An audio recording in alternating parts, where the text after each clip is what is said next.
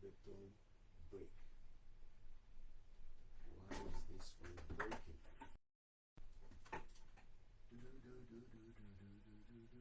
Ah, ọbẹ̀ fọwọ́ ni o fún kankan tó ń kú kò. Ready to do cleaning. Do some house cleaning. Working from home this morning. Yes, that's it. So, ani kasari cleaning. Alright, moment to share a late color, so we'll probably switch things around. Emma Bennett already Twitter. I'll come back with another phone. Get with me. Not sure why this one is not. Okay, shut you one. Let me see. Okay, let's see. La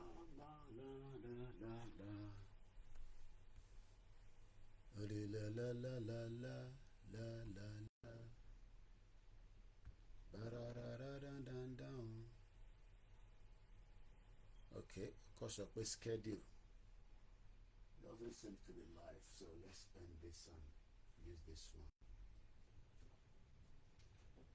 Okiki popo tipo, hey ha hey.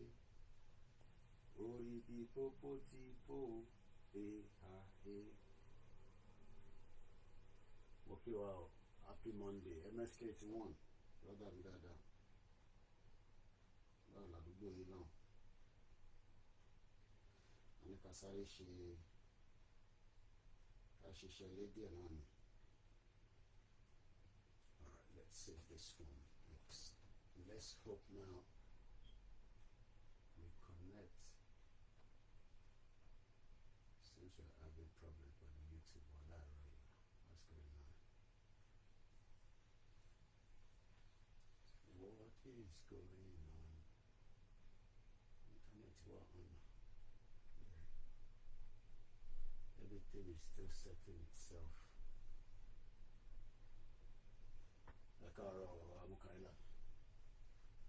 Alright, something seems to be not going right with this broadcast this morning.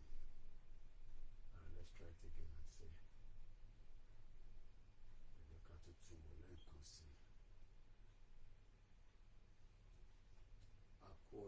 Monday. It's Monday the 29th. Monday the 29th. She not the tongue. Oṣù yẹn náà ti kanlẹ̀ báyìí. Oṣù yẹn náà ti kanlẹ̀ báyìí o. Àbí bẹ́ẹ̀ kọ́? Oṣù yẹn ti kanlẹ̀ báyìí. And the weather is already changing. Okay. So why is this not on? The data were on. It's strange. Yeah, we're live. Yeah, I can see myself now. I can see myself. The beauty of the technology. Amazing. Think of that with technology. You can just literally work from anywhere. You can work remotely,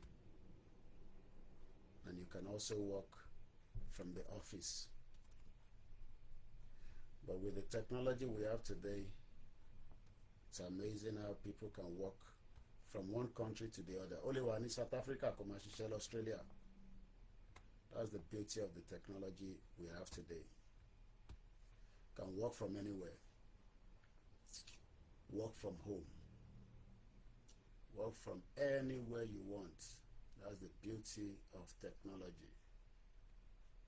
Technologia. Technologia. That's the beauty of technologia. My beautiful, beautiful, beautiful auntie. Ìwà pẹ̀lú ẹwà. Tọ́jọ́ mẹ́ta o. Àwọn ọmọ kọ́ńdà àti grandchildren. Àrí lẹ́nujọ́ mẹ́ta. I guess you have been very busy. Mr. Olaiwola, happy Monday. Mo kẹ́ tèmi lórí TikTok báwo ló ṣe ń lọ lọ́dọ̀ yìí bẹ́ẹ̀ tẹ̀tẹ̀ ẹ̀tẹ̀ ká sáré wọlé ti send request lágbọ́n tẹ́ fẹ́ sọ kíákíá. Akí gbogbo ẹ̀yin olólùfẹ́ wa lọ́tún lósì o. Báwo làdúgbò yìí lọ́hùn ṣé gbogbo ẹ̀ ń dún mọ́nàmọ́ná? Mo kí gbogbo ilé káàárọ̀ o.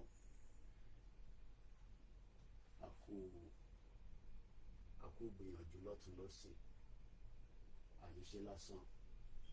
I hear they kill people in Kwara. La máa ṣe sí yàrá ẹ̀ ń sọ fáwọn èèyàn pé Nàìjíríà ṣiṣẹ́ lásán o. Kò ṣe Kwara nìkan ló ti ń pààyàn, gbogbo Nàìjíríà náà ló ti ń pààyàn. Èmi máa wà fọwọ́mà ni àti pariwo títí látọdún mẹ́rin àwọn èèyàn ní pé everything is okay. Everybody ló máa jẹ breakfast. Ìtẹ̀bá lè ṣe náà làwọn máa ṣe. Just set up a Twitter space now, and then I can start my work.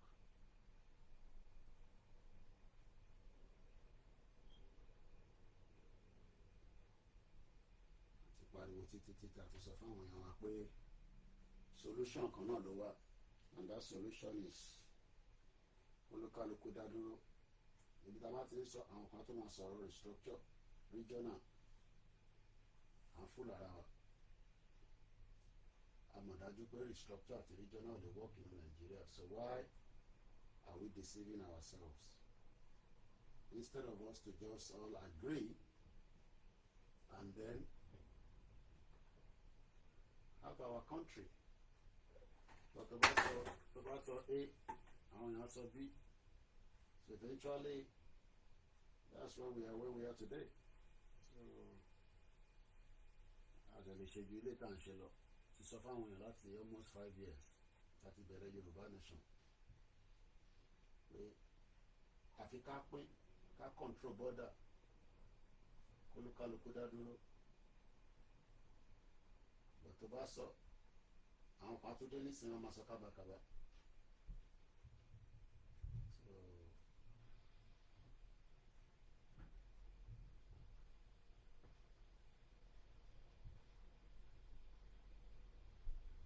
So A was so B. So eventually, in fact, reason tí Nàìjíríà ṣì wà níbi tó wà ní so tó bá dẹ̀ yẹ everybody náà máa mọ̀ pé intan sọ yẹn fáǹfààní gbogbo wa náà ni kò kúkú ṣàǹfààní tèmi nìkan àbáǹfààní tèmi nìkan ni tá a bá dá dúró kò ṣàǹfààní tèmi nìkan náà tèmi gbogbo náà lájọ máa gbádùn. Àbí wọ́n sọ pé ìdílé Koikimedia nìkan ni ó máa gbádùn tá a bá gba Yorùbá nation àbí tá a bá gba Oòduà nation kí ìta bá pè tó tá a bá ti sọ B ìgbà yẹn làwọn kan máa tó lọ sọ A. So mo kí ẹ jàre FBI káàrọ̀ báwo ni jàre ó dàbí àtàtà ní tí fọgbọ́n ni o at least ní tá a ṣe láti ẹ lè máa wò mí náà bẹ́ẹ̀ cause laptop mi wà on as well. Àti pariwo àti sọ̀rọ̀ àti jágbe àti ṣe gbogbo nǹkan a dẹ̀ ṣe ń sọ fáwọn èèyàn pé ọ̀nà àbáyọ tó ṣì kù náà ni pé ká dá dúró. Ṣé tó bá dẹ̀ sọ pé kò ṣọ̀nà àbáyọ sóbi fún wọn bọ̀tàwọ̀ ní dákẹ́ máa ṣe tá a bá lè ṣe. Èèyàn mélòó ló máa ń work from home? How many people work from home? How many people work from home? Tẹ́ pé àti ilé lẹ ti máa ń ṣiṣẹ́ kẹ́yìn kọ́ jí kẹ́ tán kọ̀ǹpútà yín kẹ́ dẹ̀ log in remotely. Èèyàn mélòó ló máa ń ṣiṣẹ́ from home? How many people work from home like me? Mo kí brother mi dára pọ̀ la Brooklyn yálàáfíà lẹ́wà. How many people work from home like Koikimedia? I work from home and sometimes I have to lọ ṣiṣẹ́ níta. So we work home and we sometimes go outside. To campaign. Sọ fáwọn èèyàn wa Nàìjíríà ò ń ṣe country kankan tó máa ṣiṣẹ́. ẹni bá sọ fún ẹ pé nàìjíríà fẹ́ ṣiṣẹ́ ìròrí tó o kò tí mọ̀ tán pé nàìjíríà ẹni tó wọn ò tí mọ̀ tán pè ní nàìjíríà tó bá mọ̀ tán pé nàìjíríà ìwọ kó ló máa sọ pé ó fẹ́ jẹ́ kí nàìjíríà ṣiṣẹ́ ọ̀púpọ̀ ènìyàn mọ̀ tán pé nàìjíríà ìyẹn ló ṣe sọ pé kí nàìjíríà ṣiṣẹ́ nàìjíríà tó ti lulẹ̀ nàìjíríà tó ti wọ dumorage ìyẹn lẹ́yìn wọ́n á sọ pé kó ṣiṣẹ́ fóònù kí ló ṣe báyìí tó ti freeze ni ẹ lọ wá ṣẹ̀kọ́nà kan rà wọ́n fi manage ilé kí òwe á máa gẹ́ẹ̀tì bishop náà fi ṣàwọn àlàyé kankan fún wa wọ́n jẹ́ kẹ́nìkan sọ fún ẹ pé nàìjíríà máa ṣiṣẹ́ wọ́n ti gbé ẹ ní gógó ó rí tí mọ̀ nàìjíríà tó ti lulẹ̀ ó lulẹ̀ bámbám everywhere is good lọ́wọ́ lọ́rọ̀ nàìjíríà anybody tell you that Nigeria will be good ẹni ẹgbẹ́ ó ti gbé ẹni sọmi ẹni bá sọ fún mi pé nàìjíríà máa ṣiṣẹ́ tí wọn náà dé accept nonsense yẹn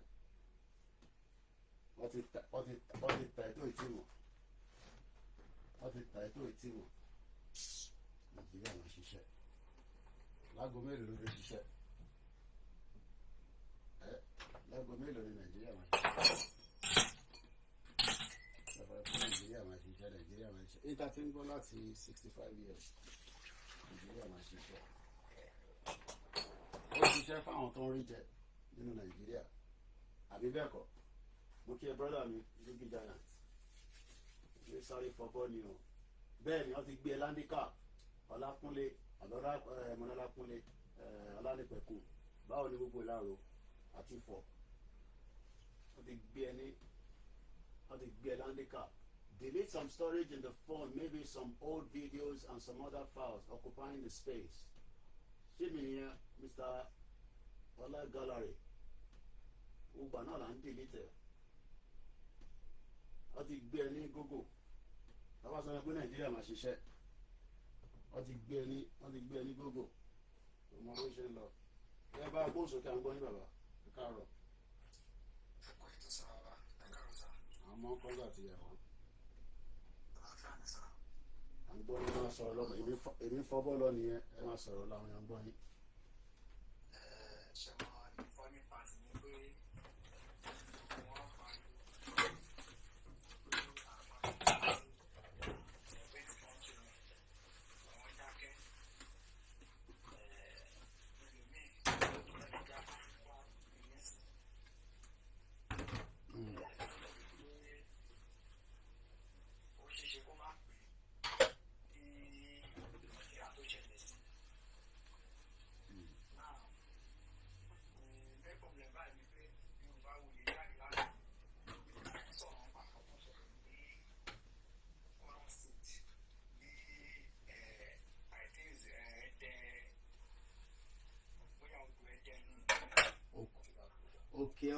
òkè ọdẹ ìbílẹ̀ yìí wà.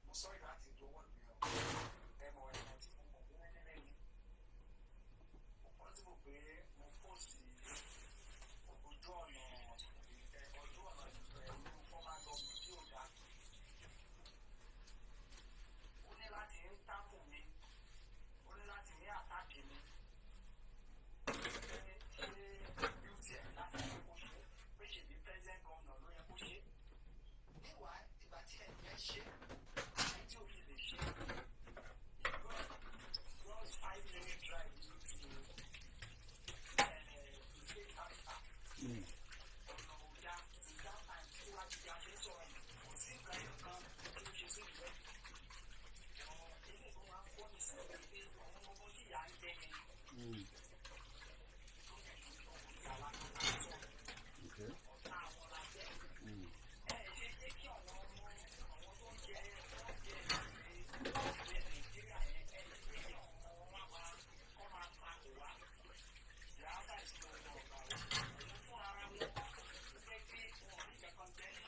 Mm.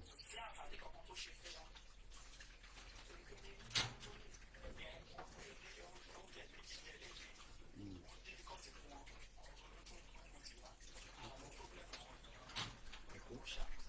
Mm. Ọ̀bẹ Elédùmarè wà pẹ̀lú wa. Kò tí káwọn lára ni àwọn tó ń tákù yẹn tó bá yá ibi tí ó kù sí nínú ọ̀rọ̀ Nàìjíríà tó bá ṣáà ti kàndílé wọn bọ̀tọ́ bá tẹ̀ ti kàndílé wọn wọ́n understand. Nípa ọ̀rọ̀ tó ń lọ ní àfẹ́gbà country kílẹ̀ yín rí sí la fi dá dúró.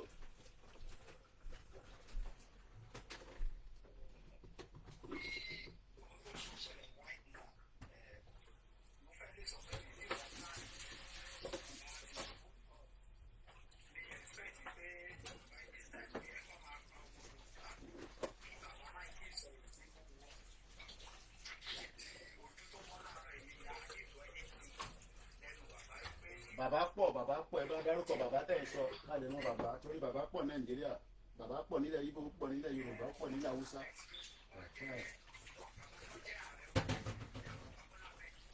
Okay.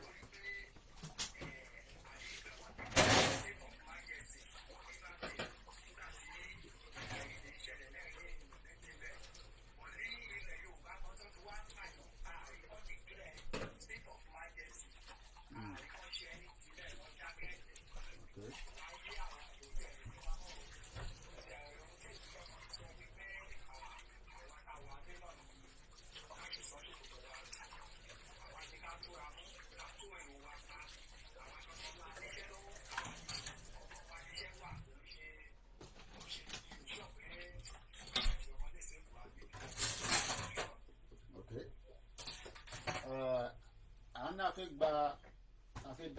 gba ilẹ̀ Oòduà kí a lè control border wa kí a lè ríṣẹ́ kí a lè protect ìran tèmi àti tọ̀la. Àwọn kan tún jáde wọ́n ní àfi kí a kọ́kọ́ lọ gba restructure tá a bá wá gba restructure yẹn wọ́n nítorí pé àníbọn àní weapon tá a máa fi bájọba jà nísìnyí tó rò pé torí ẹ̀ ń kọ́ kí wọ́n kọ́kọ́ fi restructure kódà àwọn kan tẹ̀tún ní àfikà wọ́n tún lọ dìbò torí pé èmi ò fọwọ́ sí pé kíyàn kan tún lọ dìbò kankan ní 2027 tí a lọ dìbò yẹn wọ́n ń gbé wa ní gbogbo ni. Ní àwọn tẹ̀yìn bá sọ̀rọ̀ ládùúgbò ní agbègbè ní gbogbo ibi tí ẹ̀yin wà ní ilẹ̀ káàrọ̀ jìrì lọ́wọ́lọ́wọ́ báyìí kí ni opinion àwọn gbogbo state láti ní táwọn èèyàn campaign ẹni tó ń campaign fún ADC wà àwọn PDP wà APC wà ṣé ọ̀nà tí à ń sọ yìí àti táwọn ń sọ èwo gangan làwọn èèyàn ń sọ jù nílé lọ́wọ́lọ́wọ́ torí 2027 tuntun súnmọ́ báyìí bá ṣe campaign títí nígbà tí Bọ́lá Ahmed Tinubu president ní 2023 tí wọ́n fi wọlé pé election kan ló kàn because báwa ṣe mọ̀ pé tẹ́ bá ti election ẹ ti renew Nàìjíríà nìyẹn so kí làwọn èèyàn sọ gangan ní agbègbè ibi tẹ́yìn wà ẹ bí láti dárúkọ agbègbè yìí kákọ̀ láì dé àkí làwọn èèyàn sọ.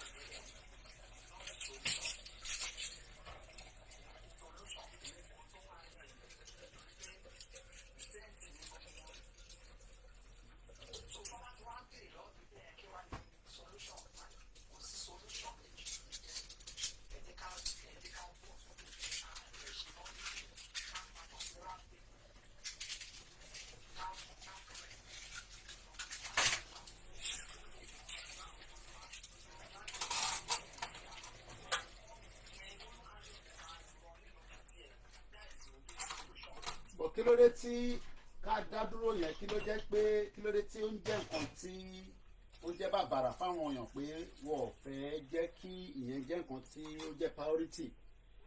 Ṣé state tí wọ́n control yẹn nìkan ló tẹ́ wọn lọ́rùn ni, àbí kí a control gbogbo ilẹ̀ Yorùbá pẹ̀lú Yorùbá government, Oòduà government, tó jẹ́ pé a ní láti ṣe máa lọ Àbújá, a ní láti ṣe lọ, ẹni tó bá fẹ́ campaign nísìn fún president a lọ Kano, a lọ Enugu, a lọ Anambra, but a bá ti dá dúró láàrin ilẹ̀ Yorùbá nìkan ló ti máa campaign.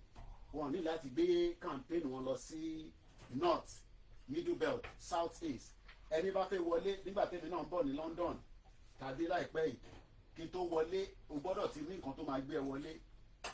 Pella tó ń ṣe streaming ó wà London báyìí, mo mọ̀ kó gba visa wọlé ni torí kò kí n ṣọmọ ìlú yìí. Now o kò lè pàgìrì kó máa bọ̀ sí abroad, o gbọ́dọ̀ ti gba ìwé ìrìnnà tó máa fi dé bíbáyìí tó ń pè ní visa. Ṣé àwọn tí àwa ń sọ fún yẹn tí wọ́n tún wá ń sọ̀rọ̀ Peter Obi àti Àtíkù, ṣé àwọn yẹn ló fẹ́ yanjú gbogbo tó ń ṣe wá ni, àbí torí pé ara ń ta wọ́n pé ẹlòmíì ò rí jẹ lára ìjọba Tinubu nu wọn, àbí expectation pé Tinubu ò ṣiṣẹ́ lọ́tún ṣe pé lé Tinubu lọ lọ́tún sọ̀rọ̀ election pẹ̀lú Peter Obi àti Àtíkù? Bó dẹ̀ rí pé Arẹ́gbẹ́ṣọlá náà òun náà ti lọ gbé ADC dání. Arẹ́gbẹ́ṣọlá ti ṣe gómìnà rí, ó ti ṣe mínísítà rí. Tí gbogbo wọn bá wá dàgbà tó dògbò dáadáa tó dé bí 90, wọ́n wá ṣẹ̀ máa wá kẹ́sẹ̀ sókè, wọ́n máa ní àdáyé nù. So kí ni ẹ̀yin rí sọ̀rọ̀ yẹn?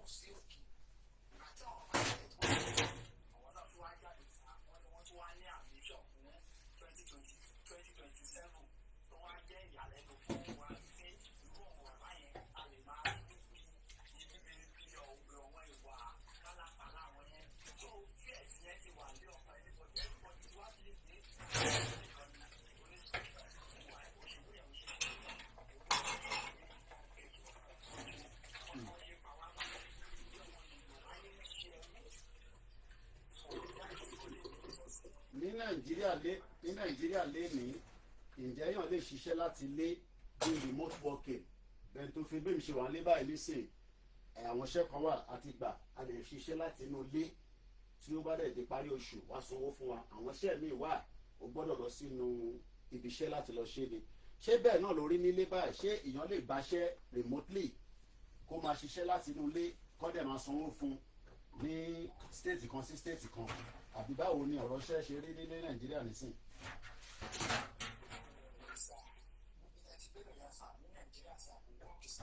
Kí ló dé?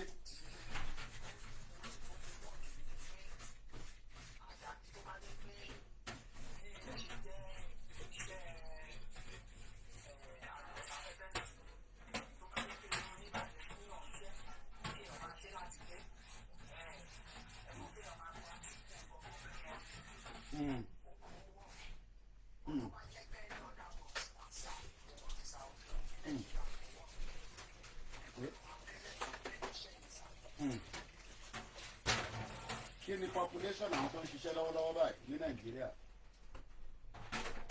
Ṣé àwọn èèyàn ṣì ń ríṣẹ́ nígbà tí President Tinubu dé? Because ó náà máa fún gbogbo èèyàn níṣẹ́ a máa níṣẹ́ lọ́wọ́ tá a máa ṣe ibi òde nípa wá but nígbà tí president Tinubu lọ sí Ìbàdàn wọ́n ní ibi tó ń pa wá lọ́wọ́lọ́wọ́ àwọn sì ń ṣiṣẹ́ ní lórí ni pé gbogbo ẹ̀ ó máa padà sí normal.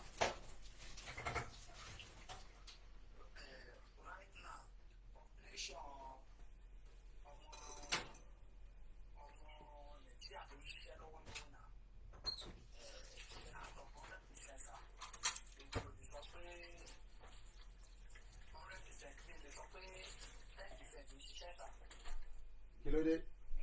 Tó bá ń sọ̀rọ̀ aspect government work ní ilé sọ pé 10% ń ṣiṣẹ́ but tó bá ń sọ̀rọ̀ pa pé bóyá àwọn iléeṣẹ́ kékeré kan gbà yàn síṣẹ́ mo lè sọ pé 50 to 45% ń ṣiṣẹ́. But the reason is that iṣẹ́ tí a ti ń ṣe ṣé ó tó ní olúkálùkù àti ṣiṣẹ́ jẹ́ ó tó ra oúnjẹ sílẹ̀ ṣé owó sálárì tá a ń gbà náà ṣé ó tó ra oúnjẹ kan sílẹ̀ ká tó má wàá sọ owó oṣù ọmọ tàbí ọ̀rọ̀ kankan wọ̀ kankan nítorí pé àtúndì pé ẹnu lọ́mẹ́ta ẹ̀sìn ọ̀rọ̀ kankan tuntun ń gbówó sókè. Ó jẹ́ pé bàbá fẹ́ lọ rà kan àná ó ní oògùn kan tọrọ ẹ̀kọ́ máìlì fún mi pé kí n lọ rà. Lásà tí mo ṣe oògùn yẹn mo ra oògùn yẹn ní sáṣẹ̀tì ẹ̀yọ̀ kan mo rà ní 200 naira nígbà tí mo bá débi tí mo ti ń rà lánàá mo ti da 500 naira. Wọ́n á ní à last time tí mo ra oògùn yẹn mo rà ní 200 naira àkọ́ wọ́n ní ṣe bí ọ̀dọ̀ wọn náà ni mo ṣàtìrà wọ́n ní ìgbà tí wọ́n ní ọ̀wọ́ náà máa ti lọ ọjà báyìí wọ́n ní oògùn tuntun wọn ṣe gẹ́ẹ̀. Ẹ̀sọ́ ọgbọ́n kan táwọn rà wọ́n tà. So tó túmọ̀ sí pé àti ẹ̀ ṣiṣẹ́ lọ. Ṣé ti wà available? Kọ́mọ ti wà live. Kò ní àǹfààní kankan tó ṣe. Ṣe free díẹ̀. Tẹ́lá free no problem nígbà program lọ kò má tà tẹ́bà má tà a lè ṣe nígbà mi join nígbà mi ìṣòkò má tà ibi tí wà live anyway alright ẹ pè ní gẹ́gẹ́ kí n mọ̀. Ìyá gbogbo yín ẹ máa sọ̀rọ̀ lọ ọ̀nà obìnrin. Ó túmọ̀ sí pé èèyàn kan ṣiṣẹ́ nowadays tí wọ́n sọ sálárì fún. Kwẹ́sàn mi ni pé ṣé sálárì yẹn lè bọ́ ìyàwó àti ọmọ kó dẹ̀ máa jẹ pẹ̀lú ìrọ̀rùn tí ò ní sí ẹni wàhálà. Kọ́ máa tẹ̀ sọ pé bóyá wọ́n tẹ̀ fẹ́ kọ́lé àbí wọ́n fẹ́ ṣe ẹni ọ̀dà àti àbí wọ́n fẹ́ ra mọ́tò kó máa jẹ kọ́ dẹ̀ without complaint. So kò work. Àfọwọ́n tó ń rí ọlọ́gbọ́n dà níbi iṣẹ́ wọn tí wọ́n ṣe fraud láti pé bóyá kan jí owó ibi iṣẹ́ tàbí kan ṣe ránṣì kan sí kejì nítorí pé àwọn náà súnmọ́ wọn bí wọ́n ṣe ń ṣe. Kódà ilé iṣẹ́ ìjọba gan àwọn tó ń ṣiṣẹ́ níṣòbẹ̀ ní ilé iṣẹ́ ìjọba wọ́n máa sọ fún wa délé wọn ní àbúrò wọn ní ọgbọ́n lọ́wọ́ ń dá lọ́fíìsì tó wọ́n fi rí jẹ o. Ìlú yóò ṣe kínní o ìlú ti ṣe kínní kan ìlú àádọ́gbọ́n ni o à ń ṣe kínní kan. Ọ̀pọ̀lọpọ̀ kan ló ń sọ fún wa kékeré àti máa sọ lórí afẹ́fẹ́. Àgbọ̀yé. Gẹ́gẹ́ pé wọ́n sì ń lọ láti make everybody ṣáà survive. Láàárín bàbá wa emeritus professor Akitoye àti bàbá wa president Bola Ahmed Tinubu, two different people running two different agenda Tinubu tó bá ní ó máa change kúrò lára Nàìjíríà ajẹ́pẹ́ ní wọ́n mọ̀ ní bá ń pè ní Tinubu ni president Tinubu ò lè change kúrò lára Nàìjíríà torí àwọn tí wọ́n ti Tinubu lẹ́yìn kò ń ṣe ní Nàìjíríà nìkan ni wọ́n ti Tinubu lẹ́yìn àmọ́ wọn àwọn western world àwọn náà ni power broker kí ọ̀kan tó di president Nàìjíríà àwọn the power broker yẹn ó ní ọ̀pọ̀lọpọ̀ influence tí wọ́n máa ń ṣe sínú ìlú kọ̀ọ̀kan kò ń ṣe ní Nàìjíríà nìkan làwọn power broker yìí wà so láti sọ fún kí Tinubu wá pín Nàìjíríà àwọn power broker yẹn ò ní allow ẹ̀ but bàbá wa emeritus professor Akitoye àwọn ní àti power brokers o àti kò power brokers àwa ọmọ Oòduà àwa gbọ́dọ̀ dá dúró gẹ́gẹ́ bí orílẹ̀-èdè láàárín àwọn méjèèjì ta lẹni tí ó ń rí nǹkan jura wọn lọ. Àwọn kan ní nígbà tí Tinubu bá dé 2027 tó cross over yẹn ló lè gbé àwọn ìgbésẹ̀ tó fẹ́ gbé.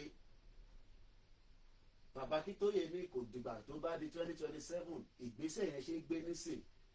Láàárín àwọn méjèèjì yẹn kó tó di pé ààfin sílẹ̀ kí ni ẹ̀yin rí sí láàárín àwọn bàbá méjèèjì yìí? Ìkan fẹ́ 2027 àjẹ́ndẹ̀ nìyẹn, ẹni tó bá cross party á kù díẹ̀ bóyá ènìyàn gan kò ní wọ́gà o, torí a mọ ẹni tí Tinubu lè ṣe àfi tá a bá ń parọ́ fúnra wa, especially àwọn tó súnmọ́ dáadáa.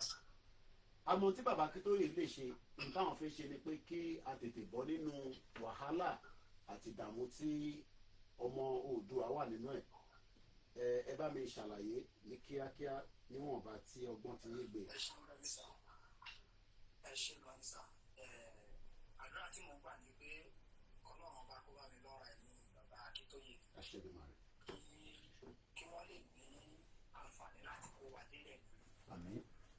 Nítorí pé ìdá máa sọ pé ọba mi ènìyàn lára ní pé kí bàbá yẹn fi ọwọ́ ẹ̀mí èdè kó fi kéré iṣẹ́ tó ti ṣe kalẹ̀. Àmín o. Nítorí pé bàbá yẹn ti gbìyànjú takuntakun ti ṣiṣẹ́ kan. Nínú àwọn olóṣèlú gan kò sí nínú wọn sá tí ò mọ̀ pé ohun tí bàbá Akíntóyè gbé dání pé nǹkan tó ń jẹ ní òun náà ọmọ. Ṣùgbọ́n nítorí pé ẹ sọ̀rọ̀ kan lẹ́ẹ̀kan ẹ ní àwọn tó ń kọ̀ǹtró Nàìjíríà ẹ̀yẹ ìṣẹ́ ní Nàìjíríà kan náà wà. Tó dàbí pé sẹ́wọ̀n kan àti wípé ara ẹni nìkan ó jẹ́ nǹkan tó ń ba ọ̀pọ̀lọpọ̀ àwọn olóṣèlú wa jẹ́. Ìmọ̀tara ẹni nìkan. Kí nìdí tí mo fi sọ̀rọ̀ yìí ni pé màá analyse àwọn kankan díẹ̀ sá. Ní ẹnujọ́ mẹ́ta yìí sá mo rí sẹ́nétọ̀ kan ní Nasarawa ó jáde síta sá. Ordinary member of the house ni o. Ó pín mọ́tò tí ẹlẹ́dà bíi 100 Márúwá 100 Márúwá yẹn tẹ̀ ju 100.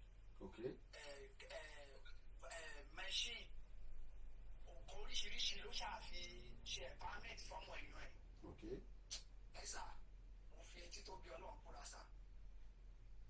Wọ́n rí nínú Senate yẹn sà tó jẹ́ wípé nílẹ̀ Yorùbá lónìí wọ́n rí pé ipò ẹ̀ náà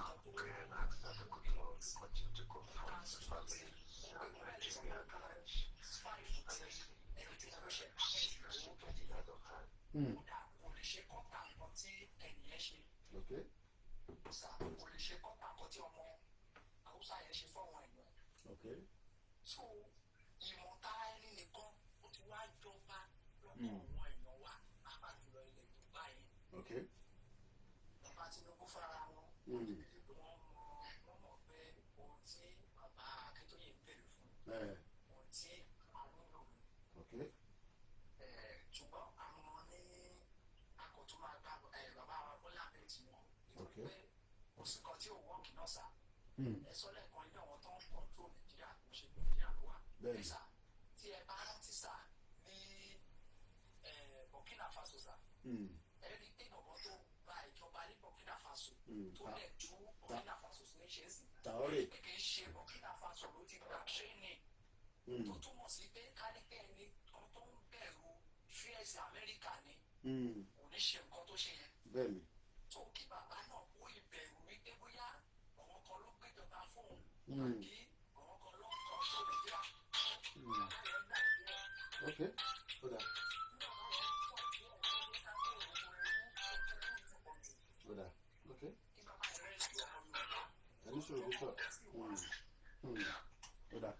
Ẹ ṣé gan ni alàgbà wa mo kí fún tí ẹ bá wa dá sí láàárọ̀ yìí, ẹ bá kí àwọn aráalé input náà ó ti wọnú lára ń tàn sọ ọ̀bọ̀ náà ní láti bí ọdún márùn-ún. Ẹ ṣé gan ni bàbá wa ẹ dúpẹ́ lọ́wọ́ yín, ọmọ àgbà máa rí yín bá. Thank you very much.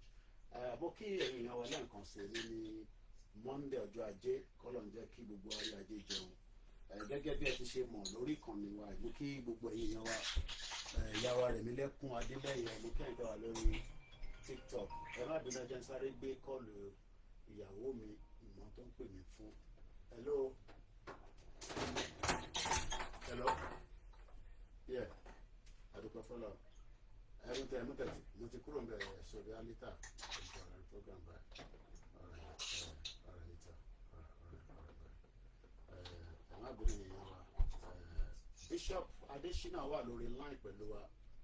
Kí bishop tó wọlé mo kàn fẹ́ kẹ́yìn èèyàn wa pé báwo ni weekend yìí weekend tí ó lọ yìí oríṣiríṣi náà ni ó ń ṣẹlẹ̀ Nàìjíríà ọ̀rọ̀ Nàìjíríà ń ṣe tí ó máa tán níjọ́ kan àfi kí ọ̀rọ̀ Nàìjíríà kò end but tí ọ̀pọ̀lọpọ̀ tí kò yé ni pé tá bá ń sọ̀rọ̀ Nàìjíríà wọ́n mọ̀ níbo gan ni Nàìjíríà ti ṣẹ̀wá débi pé ó ní control tó pọ̀ ìyẹn ni ẹ fi gbọ́ lẹ́nu bishop láàárọ̀ yìí torí ọ̀nà àwọn kankan tí bishop fi ṣàlàyé fún wa tí ó jẹ́ kí a farabalẹ̀ kí a jọ fetí ká fi gbọ́ dáadáa ẹ má tí bọ́lẹ̀ kúrò lórí broadcast yìí fún gbogbo èyí tí ó jẹ́ àkọ́kọ́ tí ẹ máa kọ́kọ́ darapọ̀ mọ́ wa bí bá lè ṣe ìpàdé rí ẹ kàn máa ń kọjá káàkiri ẹ wá rí eléyìí self determination ni à ń ṣe níbí báyìí àwọn ò ń ṣe àwọn tí ó ń campaign fún afẹ́lọ́ dìbò 2027 bó bá wọ̀n ẹ̀ kó gbọ́ bó bá wọ̀n ẹ̀ kó má gbọ́ but n tí ó dáni lójú ni pé Nàìjíríà ti ń lọ towards the final part of his lifespan ìwọ lè máa ní kò lè possible ìwọ kọ́ ni oní right láti sọ bẹ́ẹ̀ màá ṣàlàyé fún ẹ Yugoslavia nígbà tí ó máa pín báwọn kan náà ṣe ń kó àwọn kan tẹ̀ ń gbàdúrà náà pé kò ní pín ó padà pín náà ni àìsí lè gbé àwọn kan wọlé lórí TikTok tó ra ti ní call àwọn kan náà ní Sudan kò lè pín ó padà pín náà ni ọ̀nà tó ní Nàìjíríà máa gbà pín ó ti ń fi ojú hàn báyìí bó wá fẹ́ bó kọ̀ Nàìjíríà máa pín so bí ibi tá a dé ní èní ní 2025 láti 2019 òun ni láàrin bàbá Akíntóyè àti Tinubu ta lẹni tó fẹ́ kí ilẹ̀ Yorùbá kó nísinmi Tinubu ní agbára láti pín kò ní di 2027 kó tó pín Nàìjíríà but there are some power brokers there are some evil force tí wọ́n fi Tinubu play game láàrin gbogbo wa òun ni ẹ máa gbọ́ díẹ̀ lọ́nà bishop so bishop ẹ bá wa gbóhùn sókè ẹ tó bá wa mọ bishop Adésínà àwọn ni a máa ń pè ní money man bishop mo dẹ̀ kẹ́ tó sọ̀rọ̀ bishop mo fẹ́ tó mú kankan torí gẹ́gẹ́ bí iṣẹ́ táwa gbé dání ọ̀pọ̀lọpọ̀ àwọn èèyàn oríṣiríṣi àyè sọ ẹ ti torí ẹ ti sọ so much èèyàn kan tẹ̀ sí bí nílànà nígbà tó send message pé ṣé pásítọ̀tì Oòduà ni mo fi wọ London padà mo ní mo ṣe máa fi pásítọ̀tì Oòduà fi wọ London torí pé pásítọ̀tì kan wà tí mo ti ń lò tẹ́lẹ̀ tí mo ti fi ń travel orí pásítọ̀tì yẹn ni status mi wà tó fún mi láyè pé mo lè wọlé sí UK kí n lè jáde eléyìí tí wọ́n wá ń pè ní diplomatic passport tèmi ti bá mi wọ London gẹ́gẹ́ bí dọ́kúmẹ́ǹtì tèmi tó wà lọ́wọ́ mi tí bá jáde tí mo bá rí pé tó bá bí mi pé ṣé mo ní ID mo lè ná sí wọn mo lè fún ọ ní driver license but òun kọ́ ni mo fi wọ London torí pé kò ní visa lórí ẹnìkan tí mo wá ṣàlàyé fún yẹn mo wá sọ débi pé nígbà tẹ́ ẹ ní ṣọ́hun ni mo fi wọlé mo ní kí ni mo fi ń jáde tẹ́lẹ̀ tí mo fi ń wọlé tí mo fi ń travel mo ní document mo fi ń travel àwa kan sì ní Nigerian passport àwọn kan ní Nigerian passport àwọn kan ní American passport àwọn kan ní American passport kò dẹ́ ń ṣe gbogbo èèyàn ló ní British passport àwọn kan ní but one thing is o gbọ́dọ̀ ní kankan tó máa kọ́kọ́ sọ pé tó bá ti dé airport wá ní your passport and your document wọ́n máa wá verify document yẹn but eléyìí nísìnyí tó bá lọ fi gba visa kò guarantee pé ó lè fún ní visa because Britain ò tí recognize wa as a country láàrin ọ̀sẹ̀ yìí torí mo ń ṣe school run gbogbo alamọ tó ń pè school ẹ má bínú bishop bọ̀ ṣàlàyé kékeré ni but bí a weekend màá gbé yín lọ sí Palestinian embassy tí wọ́n ti establish ní UK tá a bá mọ iye ọdún tí Palestinian ti fi ń béèrè pé a fẹ́ dá dúró a fẹ́ ní recognition as a state ní àìpẹ́ yìí ni Britain ṣe wá recognize wọn, wọ́n ti wá create embassy. Níjọ́ tí Britain bá ti recognize àwa náà as pé a fẹ́ gba country tó ti recognize wa pé a lè jẹ́ ọmọ Oòduà, yes, a lè establish embassy sí bíbáyìí. But tó bá wá gba passport yìí pé wàá wá mú lọ sí American embassy, wàá wá rò pé wọ́n máa fún ẹ ní visa. Ẹ má bínú lẹ́ẹ̀kan sí ọmọ tí ìyá ẹ̀ tún pè fún ìyàwó mi ni. Ó yá sọ̀rọ̀ kíákíá, kí ló ṣẹlẹ̀? Ó wà lókè, mo wà lórí program. Ẹ má bínú.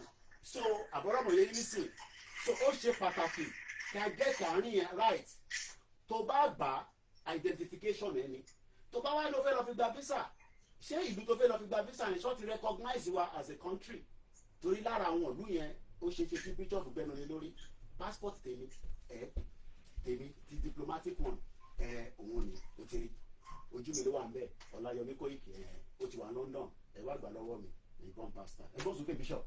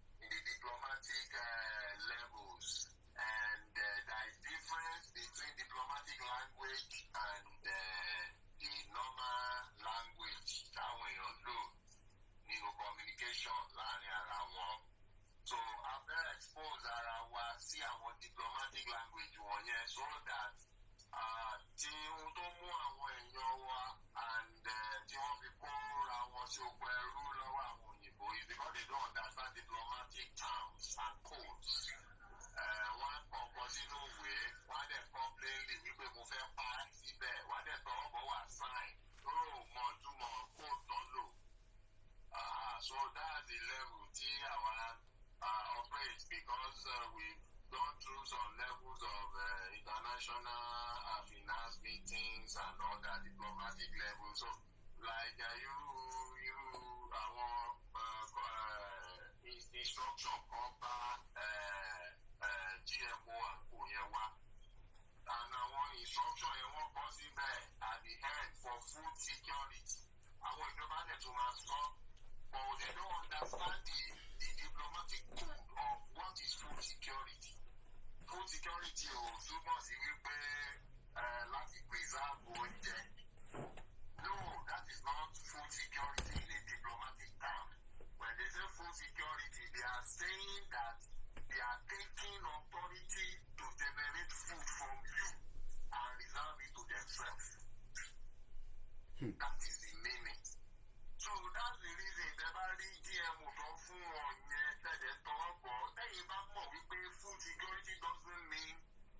provision of food. If you know that food security means you are submitting your rights, your natural rights to produce food to somebody else, you will not sign it and you will not collect it. But because you don't know, you sign. And offering GMO. GMO is that when you produce and grow the GMO, you cannot replant the seed. Extra pata, so they've taken the right of food production away from you, which came naturally from God, and they are giving it to themselves. You will forever be buying seed to produce food from them. Forever. Nítorí gbogbo ilẹ̀ yẹn pátá ní GMO yẹn ló máa destroy fertility ẹ̀. Then oúnjẹ tó grow yẹn lè replant ẹ̀ kò ní root. So for you to continue, so àwọn tí kúrò ní level wípé wọ́n wá ra kòkó lọ́wọ́ yín. Ẹ̀ta fún wọn, wọ́n fi produce. Because mo ti lọ gbé the second laptop mi, laptop tí a fi ń jágbe dáadáa tó ń pè ní Alienware. Kí ló ń pè ní food security? Food security is the state where all people, gbogbo àwọn ọmọ ènìyàn nílẹ̀ Oòduà, nílẹ̀ Káàárọ̀ Oòjíire, at all times, nígbàkígbà, lóòrèkóòrè, have reliable access to sufficient, safe, and nutritious food to meet their dietary needs and preferences for an active and healthy life.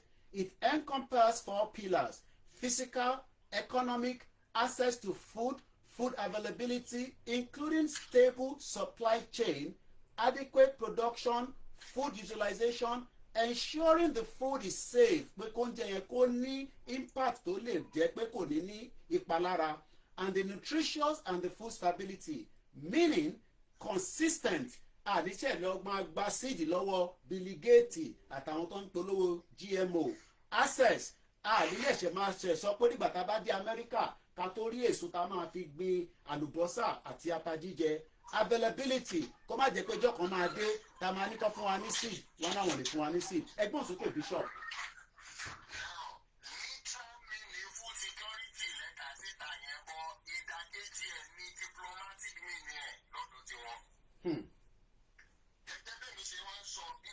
These are controlled by the deep state.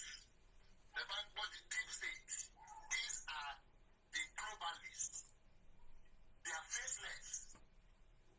All the World Power Organization are working for them.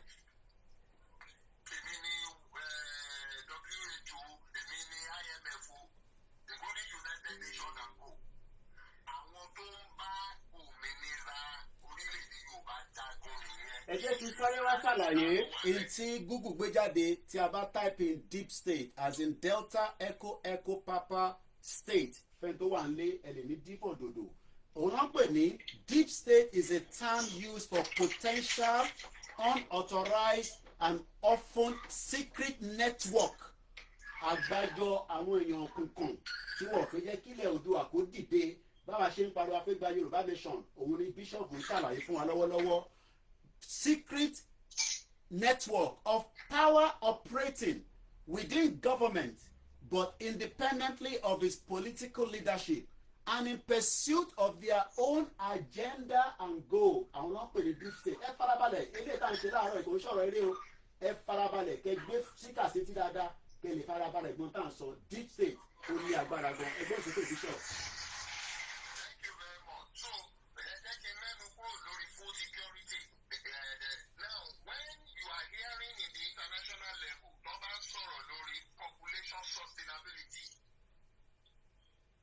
Population sustainability, it means mass murder.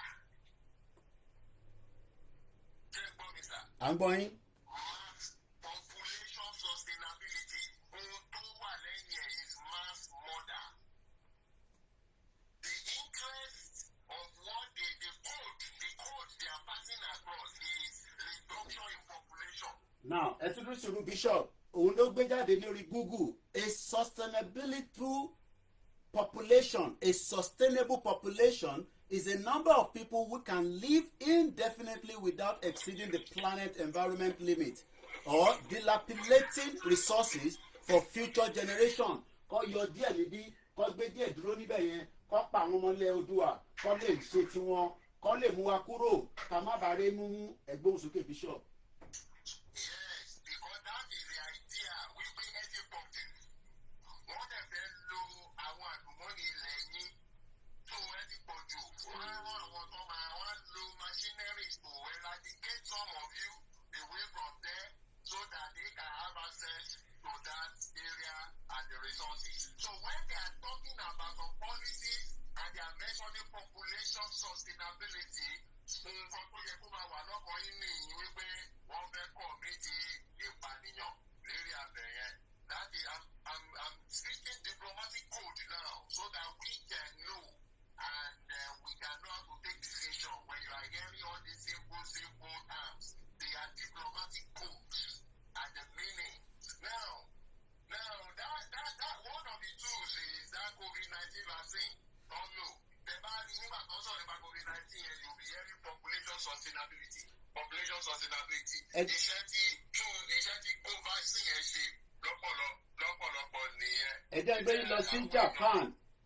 Biodiversity change under human depopulation in Japan. Article was published on the 12th of June, ní ọdún yìí 2025.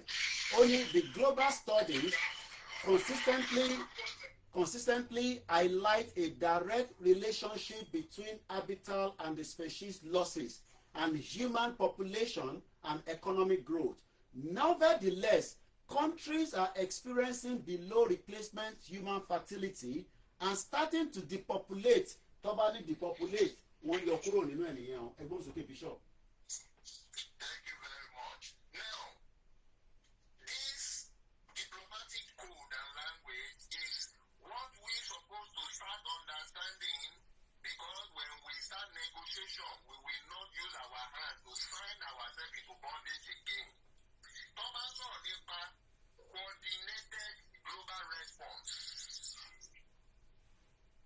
Coordinated global response, it means it is a global government. Nǹkan tó mean is that wọ́n máa lọ create a problem. Problem tí kò sí, wọ́n mọ̀ lọ create problem. Tí problem yẹn bá jáde, they will now come out and demand for coordinated global response. Then you will see all the agencies of deep states responding and bringing out policy, irrespective of your own national laws. Their own policy will now override your own national laws because they said that there is a pandemic. Òun náà tẹ̀sán nípa COVID-19.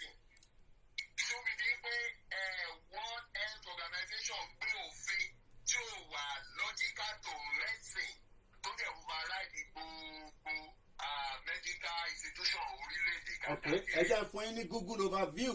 To coordinate a global response, organizations and government must establish a central coordinating body such as the World Health Organization (WHO) with the resources and mandate to monitor threats, share data, influence country-level policy and financial aid for health infrastructure. Wọ́n dẹ̀ dárúkọ níbi COVID-19, how to coordinate a global response. Ẹ̀gbọ́n sókè.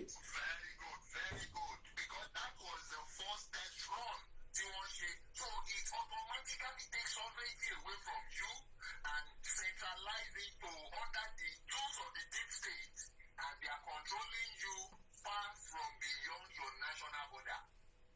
Now, ẹ jẹ́ kí n bèrè lọ́kàn bishop ẹ má bínú. Was it the reason why Trump should withdraw the United States from the World Health Organization nígbà tó gba power in January? This is the presidential White House withdrawing the United States from the World Health Organization by authority vested in me as the president by the Constitution and the laws of the United States. It is hereby order, Section 1, purpose. The United States notices withdrawal from the World Health Organization in a 2020 due to the organization mishandling of COVID-19.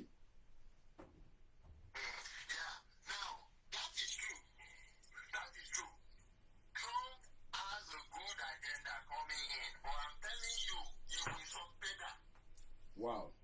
ẹgbọn sókè mo ní interrupt yín mọ́ màá jẹ́ kẹ́ flow dáadáa nísìnyí ẹ go ahead mo ní interrupt yín mọ́ mo gbádùn yín.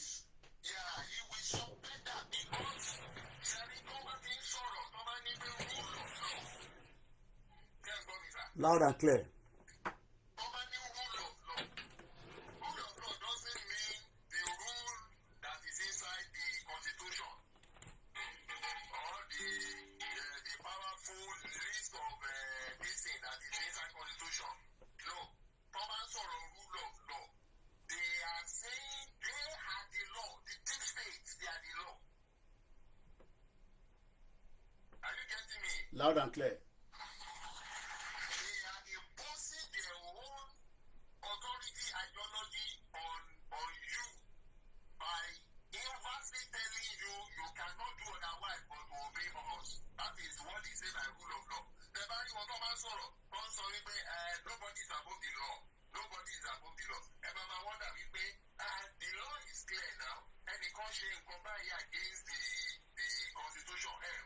Any tí ó ṣe against the constitution, òun lè wá nípa, òun lè fẹ́ pa lè prosecute, mama sọ pé nobody is against the law. They are not talking about the law that is in the constitution. They are saying that you cannot do what we don't want. That is the meaning. The rule of law that they are talking about is the deep state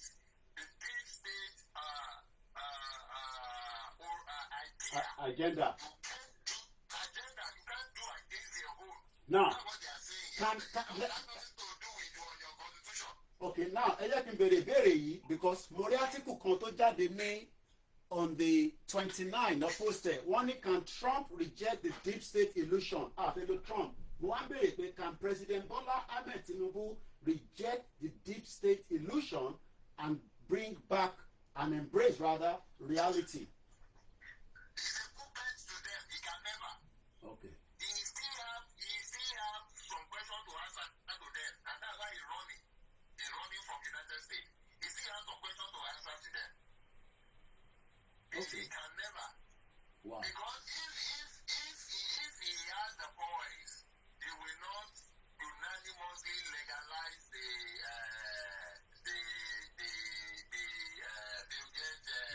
GMO. GMO. Yes, because he's looking for support. So ṣé sáré wá sọ nísìnyí pé àwọn tí wọ́n ń béèrè pé Tinubu máa fún wa ní Yorùbá nation is an illusion. It's an illusion. No, he doesn't have that power to do that. Okay. He doesn't have that power to do that. All That's right. why so for you, we, Babajitoye, and some we have left the local level. We are in the diplomatic level, trying to understand their language, their code, and know how to negotiate properly. Okay. So that we can why the people in the local level in the Nigeria can continue. Nigeria will break either you like it or not. It doesn't need for Yoruba to fight. So Nigeria, àwọn Fulani ló máa break Nigeria fún ara wọn. Okay. Now, when they are talking about bóyá máa sọ yẹn later, new world order, máa sọ yẹn ni máa fi ká balẹ̀. I want to take you to another one. When they have a plan when they are saying that the power shift, where I listen to news, one sorrow, blah blah blah blah, and beginning and that we create power shift autonomy. What you want so power shift autonomy? What you want so is centralizing authority to the tools of the deep state away from your national authority, irrespective of your local institutions, whatever they rule and go. Their own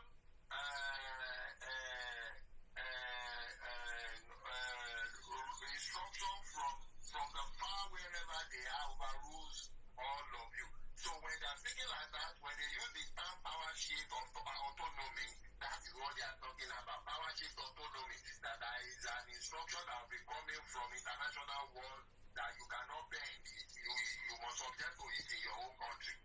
So that's what they are saying. Then one of the implementation of all of these things, you have the digital ID. Could that be that ID is the reason why a lot of British citizens 2 million ti sign petition pé eléyìí tí Labour Party ṣe fi ní ká lọ gba digital ID card. Báwo la ti ṣe máa ní digital ID card fún torí pé tó bá fẹ́ lọ wáṣẹ́ wọ́n ní náà wọ́n ní agenda yẹn Tony Blair ló ti ń gbé bọ̀ láti ìgbà tó ti wà ní power. Ṣé tí wọ́n mọ̀ pé Tony Blair ni wọ́n fẹ́ lò nísìnyí tó fẹ́ fi ṣe ẹni tó máa jẹ́ overhead fún Gaza Authority mo mọ̀ bẹ́ẹ̀ ti follow news yẹn.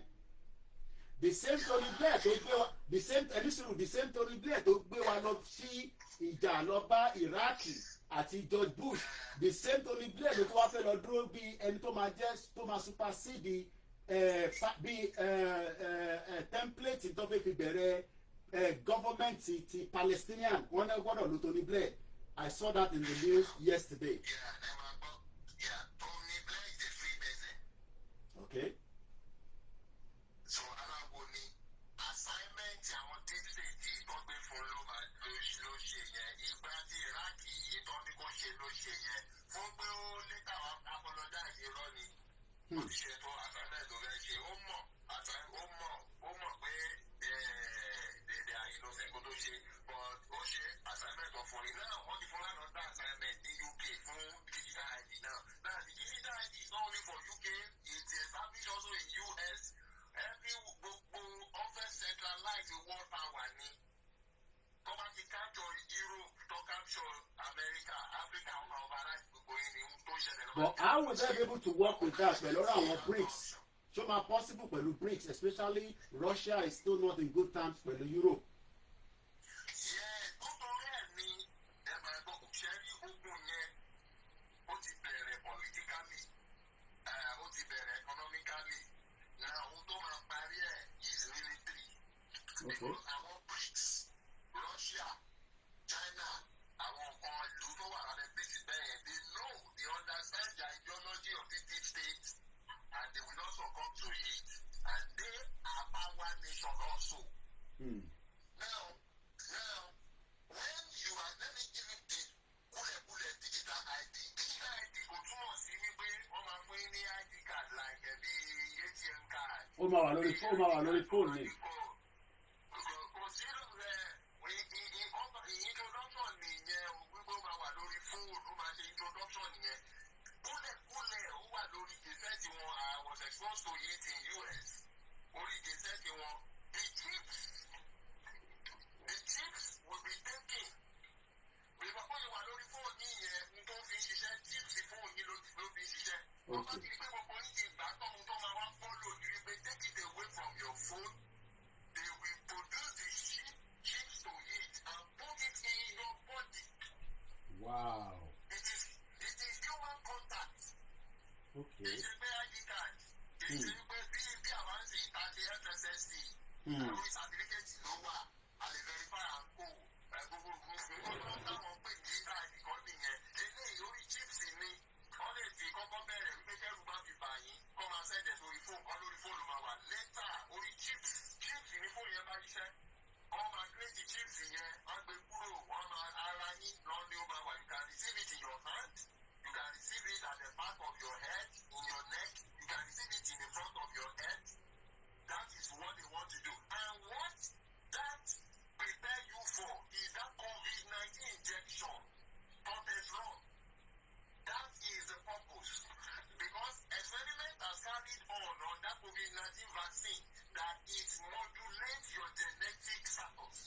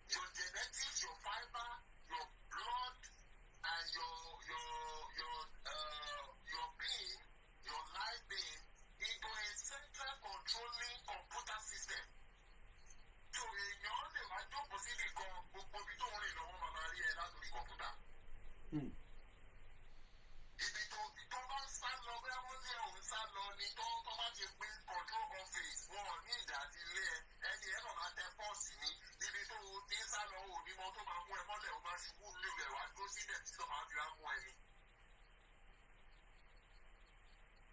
This automatically turns human to a natural human to an artificial humanoid robot. Now, In which some other world power sees it as a wickedness of the highest order, and we don't allow that. For this deep state decided to go on with that policy anyway, and when you see two world power fighting, you don't know what they are fighting about. You don't know what they are fighting. So we happen to understand all these diplomatic code languages. And while you are saying that, Our Oodua people, why they are negotiating not to put their hand into slavery again. I was listening to the new Mungba News Conland Bishop because we were very limited with time. America ní àwọn fẹ́ gbé gbogbo àwọn 800 generals wọn máa assemble lọ́la. We don't know the reason for that, but I saw that in the news yesterday. Nínú àwọn 800 yẹn 44 wọn nínú àwọn 800 yẹn ni general gangan tó jẹ́ pé àwọn ni wọ́n station káàkiri gbogbo àgbáyé. So nobody knows what is going to happen with this. But mo fẹ́ ká padà sórí deep state yẹn pẹ̀lú ọ̀rọ̀ àfẹ́gba ilẹ̀ Oòduà àfẹ́dádúró gẹ́gẹ́ bí Odùduwà nation. Kí ni impact between the deep state? Because now ẹ ti sọ pé tó bá ní Tinubu máa fún wa ní Yorùbá nation illusion nínú ẹni yẹn wà. It's just like ẹnìyàn tí sùn ó ti sùn kò tí mọ̀ nínú ibi tí wọ́n fẹ́ jí sí bí Amẹ́ríkà dé o bí wọ́n ṣe máa padà jí sí ìkẹ́ ẹ̀lú ilé ìsìn kó ló fún wa l'Amẹ́ríkà kó padà dé ó dìgbà tó bá dé ìlú tó lọ ló máa tó mọ̀ pé ìgbà tẹ́mi náà dé ní London mo mọ̀ pé mo ti wọnú London mo ti kúrò l'Áfíríkà ìgbà tí mo ti wà l'Áfíríkà mo mọ̀ pé mo wà l'Áfíríkà. Now the question is between afẹ́gba ilẹ̀ wa padà the deep state we are seeing a lot of atrocities happening. Gbogbo yẹn àwa ti kọjá stage yẹn tó bá ṣe ni wọ́n pààyàn lòun dólé lórí ó bá jí títí di ijọ́ kẹjẹ títí di 3 years ago títí di 10 years coming wọ́n máa pààyàn náà ni torí pé agenda yẹn ti wà. What we should be thinking about is how fast and how quick la ṣe pé tètè move, but the deep state are working behind the scene. A lot of us are not seeing it, but we can hear their message, but we are not processing that message. Message yẹn ní sílẹ̀ gbọ́dọ̀ máa jẹ́ káwọn èèyàn wá tètè máa mọ̀ because we don't understand the code. Yeah, mo gbọ́ Bishop.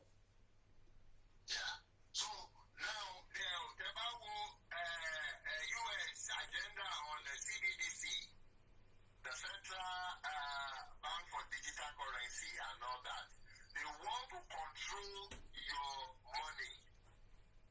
Gbogbo central bank àgbáyé pátá ni wọ́n máa control through that power shift autonomy. Ẹ bá ṣe ń gbọ́ èdè bẹ́ẹ̀ yẹn power shift autonomy àtọ̀dọ̀ tí wọ́n náà ti máa control central bank. There was a meeting recently.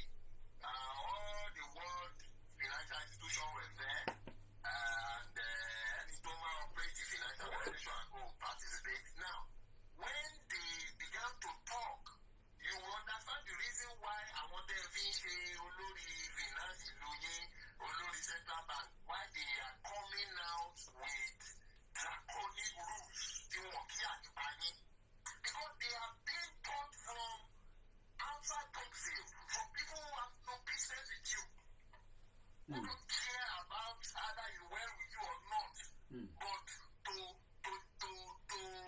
generate from all over the world arbitrage to their own central benefits in which they talk tribe yóò jẹ papọ̀. Tó jẹ́ pé wọ́n lè jẹ àǹfààní látòrí gbogbo àlùmọ́ọ́nì orílẹ̀-èdè pátápátá wọn ò lè sọ fún orílẹ̀-èdè yẹn. These are what called deep states. Okay. Now, policy one lórí CBDC now is has been exposed to little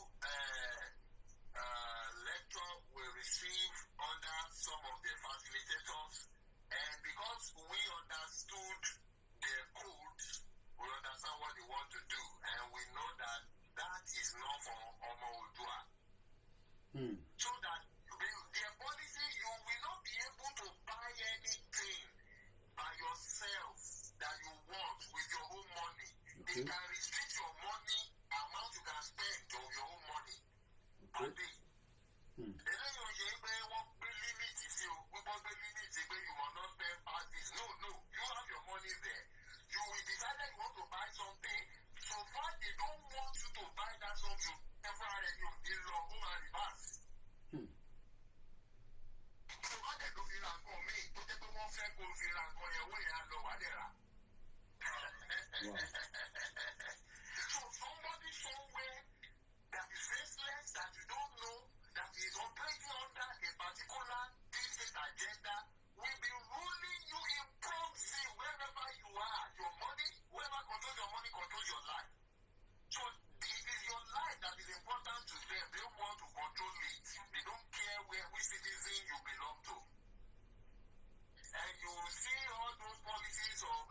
IMF, YEF, and Co. You see that as they are giving those policies to your government officials to do, it's creating more problems in your own country. They are not for you.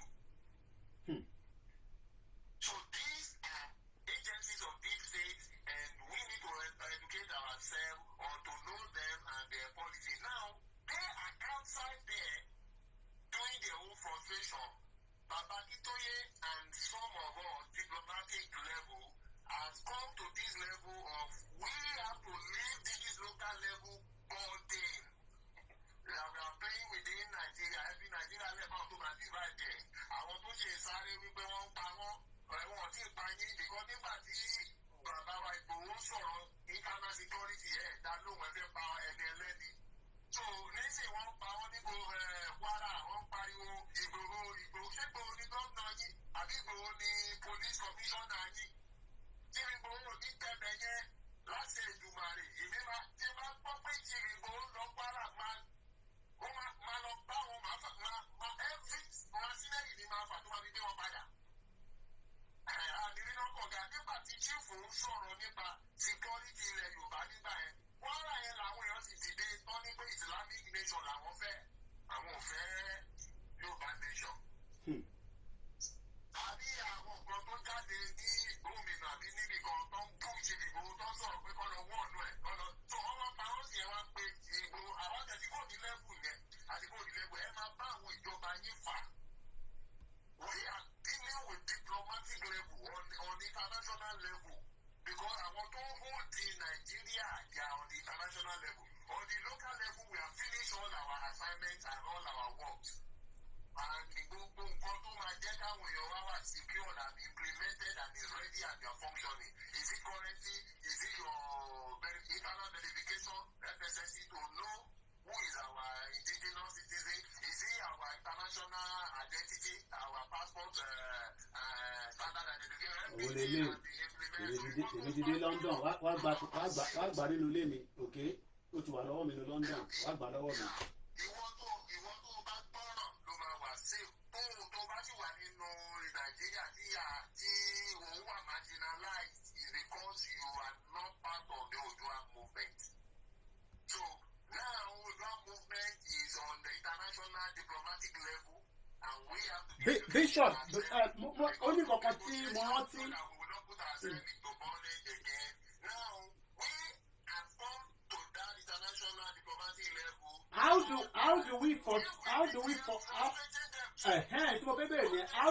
How do we frustrate this international community?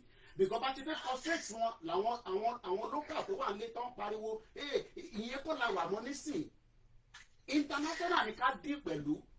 As much as we know that we might not be able to deal with everything, but I'm going to frustrate you. How do we start frustrating the international community? Because it takes some time to recognize Palestinian, even though because Israel seems to be a but kí làwa lè máa ṣe nísìn, and we have limited time. 2027 tuntun tó ń bọ̀. Ẹ̀gbọ́n sókè.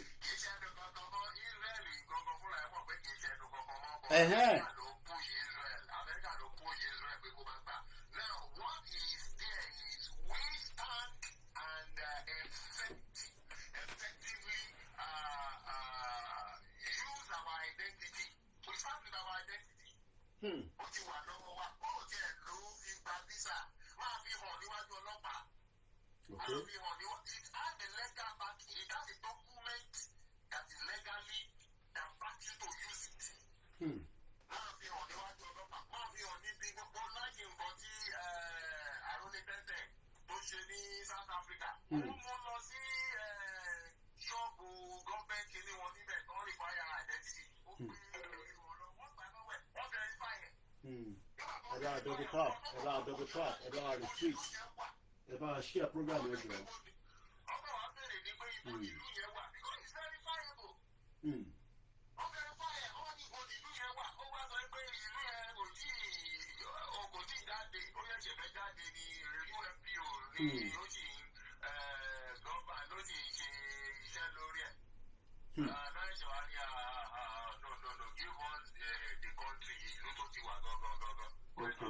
that way èèyàn ti knock that institution outside the country. Yes, you are already telling them wípé ọmọ Oòduà wà.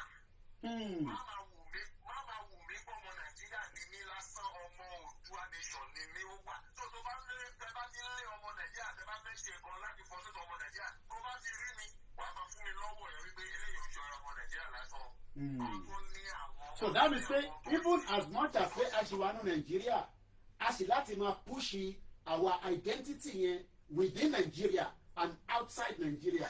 Kò ń ṣe pé káàkiri máa fẹnu sọ lórí social media Yorùbá nation now. Ó dá Yorùbá nation now yẹn bọ̀ kí ló dé tó ṣe fẹ́ gba identity tó lè máa fi indicate ọmọ Yorùbá nation yẹn. Àbọ̀mọ̀ Odùduwà nìyẹn whichever one because Oòduà nation lákọ sórí eléyìí òun lè rí yẹn Odùduwà nation ni òun ló wà lọ́wọ́ mi. That is one of the way you frustrate the deep state agenda. Interest agenda on one Nigeria. You frustrate it. Okay. Gbogbo ìlú bá dá ló máa rí iná tí mọ̀. Nígbà tó ti rí iná tí mọ̀, so why I go take this nation down? They have identity already. And one of the United Nations rules of Ofegba country ni ṣé any identity ṣé any ẹ̀yà tó sọ pé ọmọ Odùduwà ni àdèmọ sọ pé a ní ẹ̀yà ìmọ̀lẹ̀yà náà wà ó wà káàkiri gbogbo àgbáyé àmọ́ nínú ibi tí a ti fẹ́ jáde yẹn gangan we are talking about 60 million plus but the 60 million plus ní sì fẹ́ lọ renew agenda steep state ní 2027 kátó lọ dìbò ìgbé a máa dìbò fún Tinubu. When you renew your sovereignty for Nigeria, you are renewing the agenda of the deep state. Okay. Tẹ́ ń gbọ́. That's it. Àwọn gbogbo Nàìjíríà wọ́n ṣe aláṣẹ nínú Nàìjíríà láti ká gbogbo àwọn. I don't think our people know what is going on. Okay.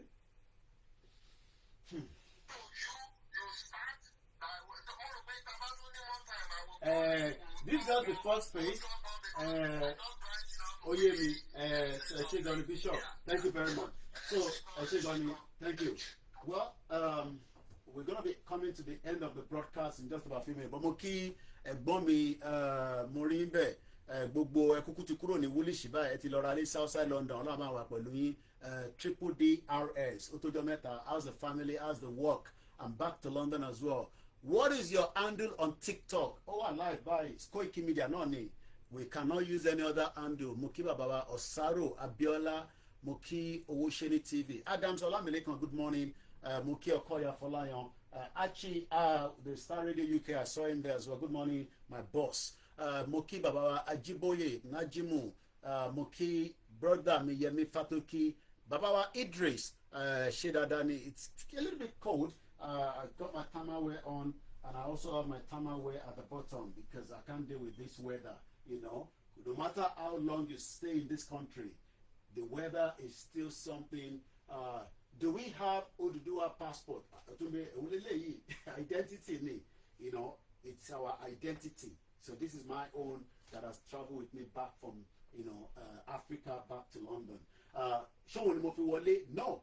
Because I have a passport and a document that I used to travel, which is what the British has put my own right of residency. So, but when people are asking, can I go and get a visa when I have this passport? The question is, would British give you visa on a passport that the country is not yet recognized?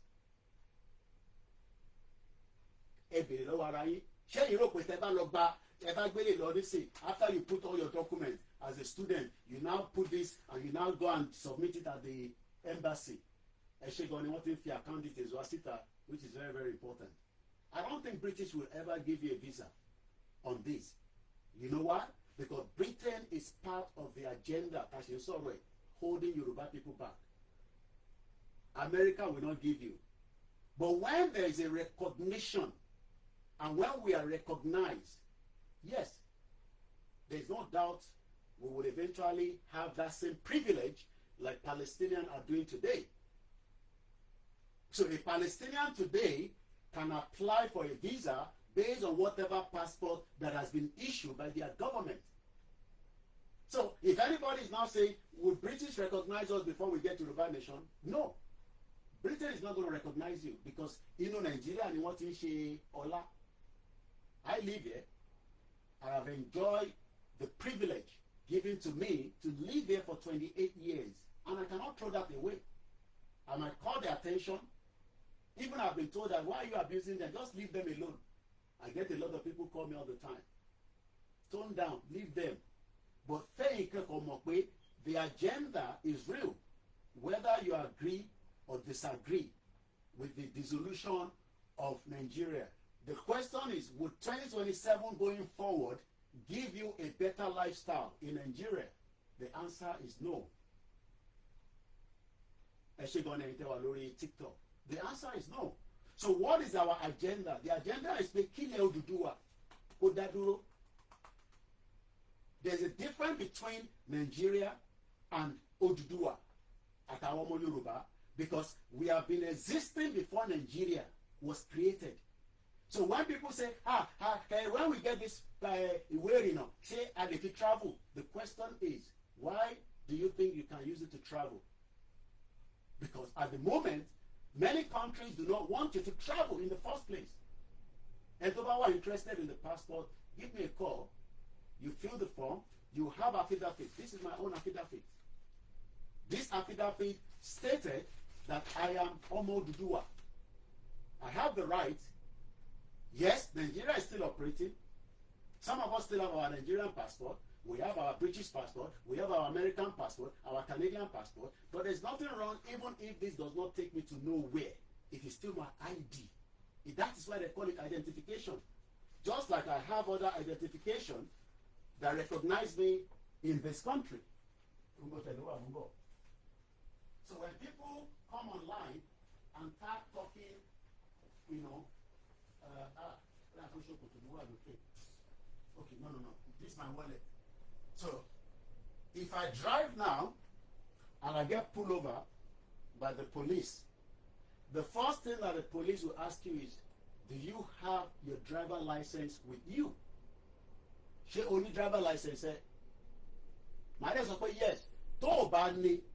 They can still cross-check your details with the country that you are in, like somebody living in the UK. But how would you think that Britain, that is part of the agenda, will eventually want to give you a visa from Nigeria on this one? Or, let's give an example.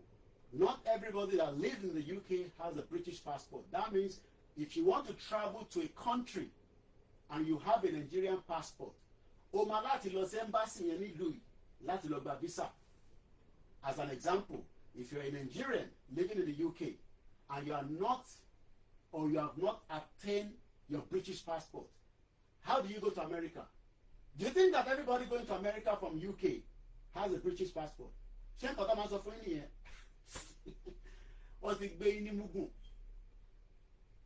Most of you that are in Nigeria, you think that everybody that lives in this country has a British passport. Not everybody. The only people that will first entitled to a British passport is if you were born here and your parents are British citizens with a British passport. That is the first thing. You cannot just say, I have lived here for 30 years and then I become a British citizen when you don't have that passport. You also have to swear allegiance. People like us that was not born here. Not like my younger sister that was born here. She's an automatic British citizen from birth. Below to the British citizen. But somebody like me that traveled out of Nigeria because of the country that is not working, arrived here 28 years ago, after the process of immigration that lasted more than 1 decade, 10 years plus, I am now entitled to either apply for a British passport or refuse to apply. Omo Yelesho doesn't have an American passport because he refused to apply for the American passport. But now, coming back to Elitombeni UK, with a Nigerian passport, and you now want to travel to America, how are you going to get to America? There's a border control. But in Nigeria today, under a restructured government, you will not be able to control the border because you are still within Nigeria. But when you are out of Nigeria, tabada dúró, irúwó ògiri wọ́n kò lè máa pa gidi máa bọ̀. Lọ́ra ticket náà kó máa bọ̀ London láàárọ̀ la. Lọ́ra ticket kó máa ní visa. From the airport, lọ́tí máa bí ẹ pé, are you normal? Or if you want to go from the sea, the same thing. But today, ìdí táwọn èèyàn ṣe ń wọlé sílẹ̀ Yorùbá is because ilẹ̀ Yorùbá ní òun ní àwọn deep states rí pẹ̀lú àwọn tí a jọ ń gbé ẹ̀yà kan náà. We will have people that will come and work with us. So all this we have explained anyway in many of my broadcasts. A kò máa ń ṣe refresher fáwọn tó ṣe ń dé tó ọ̀dà kankan mọ̀. So now with a Nigerian passport in the UK, you want to go to America, oh my Lord, apply. You will go to American embassy and say, how do I apply for US visa? Why not apply? You will then enter, this is for the UK, apply for America, US visa. You will now start the process. Well, you submit passport. But do you think that with this passport, America will issue me a visa if I was not with a British passport? They will not, because America has not yet recognized us as a country. The process of recognizing us as a country is what we have been doing from 2019. That many of you are still talking about the election. While we are talking about the way forward out of Nigeria, and it's also an election, it's like you're taking us back. And you are not going to complain, oh, kò sí iná, kò sómi, kò sóúnjẹ, kò sí welfare. That is your problem, not my problem. Our problem is that how do we move out of Nigeria and have our own country? Do we have the right to have our country? Yes. The rules of having your country is straightforward. What are requirements to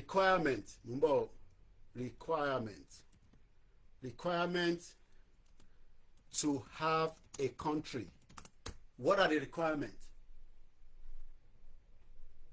To be considered a country, country Oduduwa nation, Yoruba nation, Oduduwa kingdom, Yoruba kingdom, whatever you decide to call it, it doesn't matter. The first thing first, Moke Aziz, Badeshere, brother Amida Dani Bugu Miami, Adra Wagba, Alabandrote. You know, I was with my mom yesterday after 2 months away from her. It was lovely, you know, seeing her yesterday. Mumbo, if you go through my comment.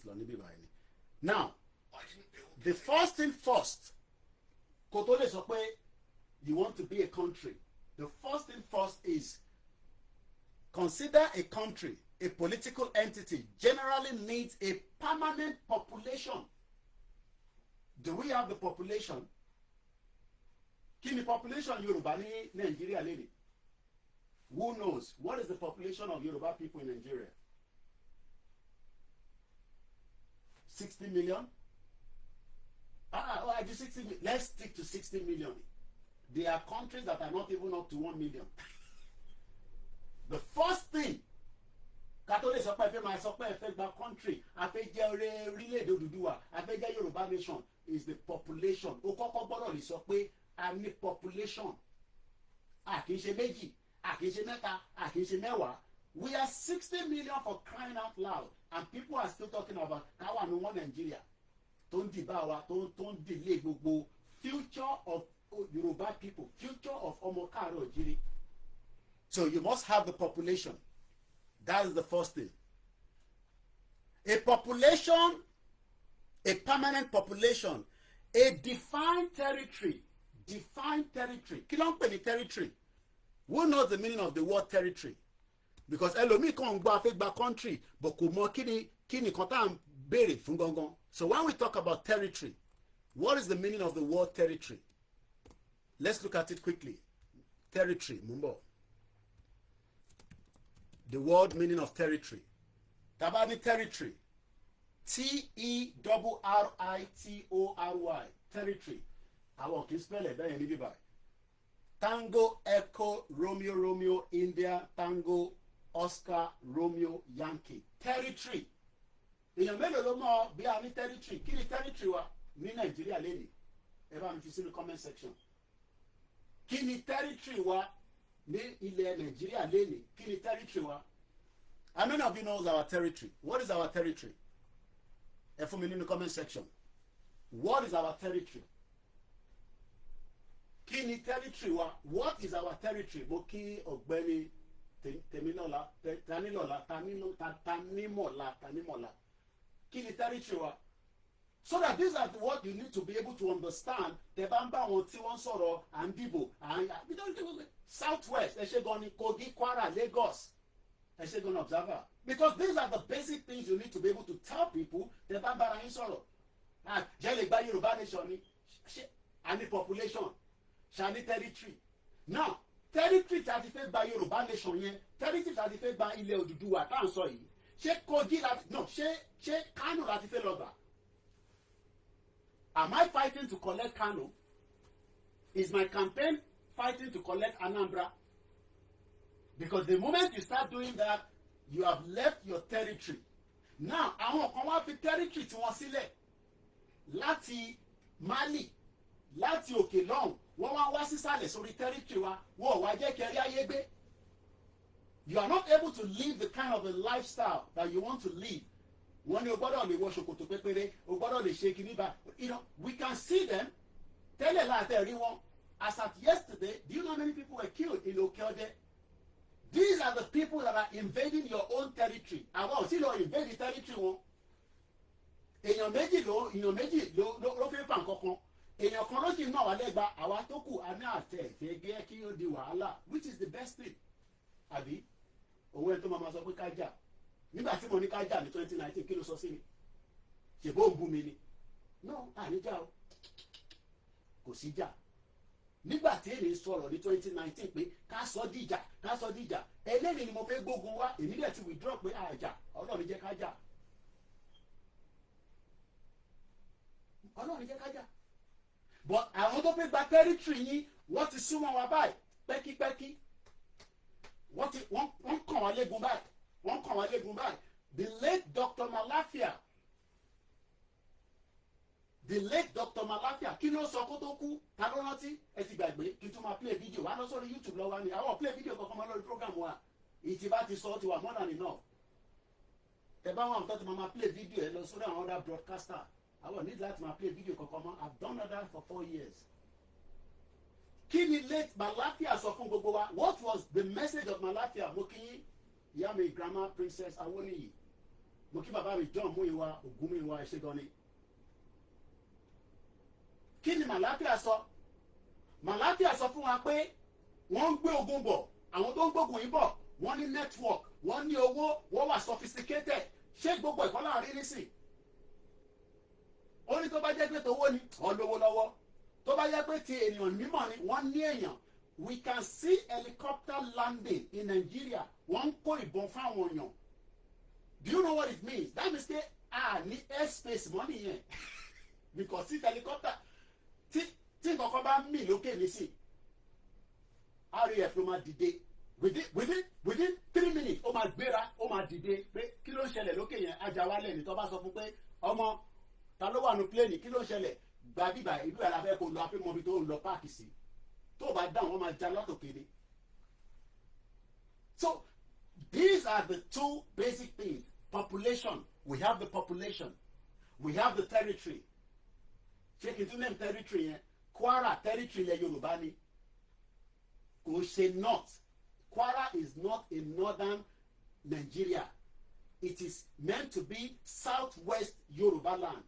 Níbi tí wọ́n ti ń jalè tó ti ń ṣe gbogbo ẹ̀ ni wọ́n ti gbé Kwara lọ bá north tó fi sọ pé Kwara is part of the north. Kò sí kankan tó jọ ara agenda ni. Kogi ilẹ̀ Yorùbá ni ó di méjì. Èkìtì ilẹ̀ Yorùbá ni territory. Ondo ó di territory 4. Ọ̀ṣun ó di territory 5. Ọ̀yọ́ ó di 6. Ogun State ó di 7. Lagos ó di 8. A ní territory 8 láti lè sọ pé a lè ṣèjọba lé lórí. Mélòó ni square kilometre wọn ní Cyprus? Mélòó ni square kilometre gbogbo Cyprus? Lọ sí Cyprus kò béèrè pé mélòó ni wọ́n níbẹ̀? Kí ni population wọn? Ilẹ̀ mélòó lọ ní? ẹ tẹ̀sí fi gbogbo wọlé sílẹ̀ ká fi delta sílẹ̀ àbí ká tẹ̀sí keep àwọn ibi tí mo dárúkọ yìí tó bá yá tó bá jẹ́ kí delta fẹ́ tẹ̀lé wa fine tó bá dẹ̀ náà tẹ̀lé wa no problem. But what I'm trying to explain is that two basic things that having a South Africa country is the population and the territory. Without those two, only that the South Africa country. Ṣé gbogbo bá ṣe ń pariwo nísìnyí mo sọ fún pé ká lọ gba Anambra? Have I ever tell you to go and fight in Anambra? Our campaign is within our territory.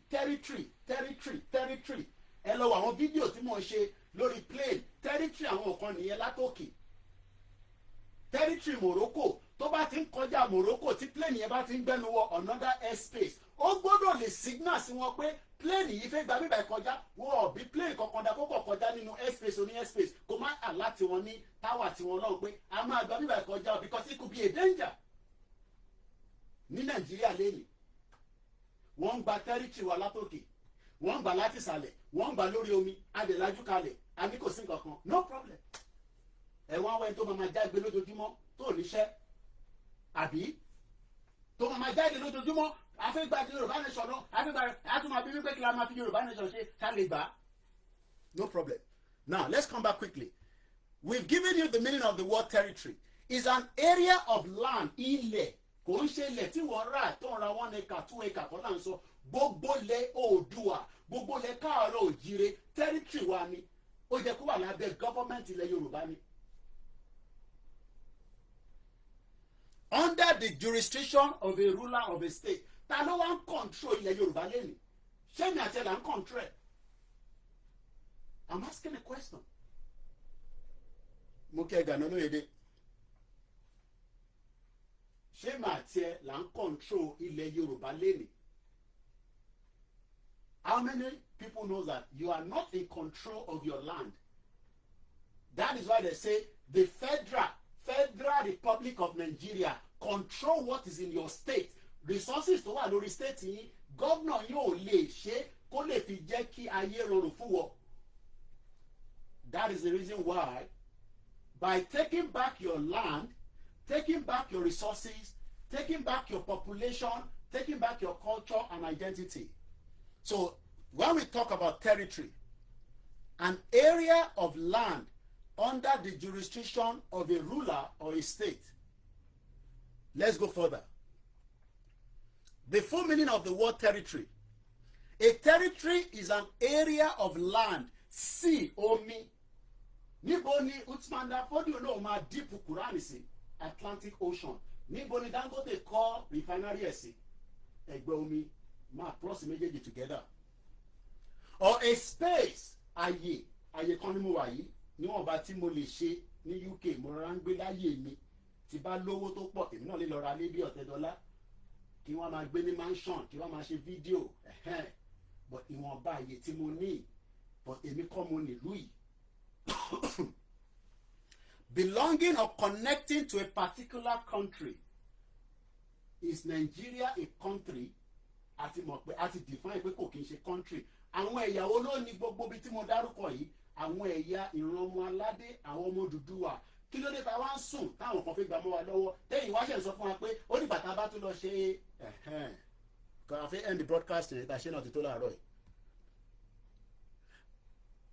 A ti sọ̀rọ̀ nípa territory with a recognized borders.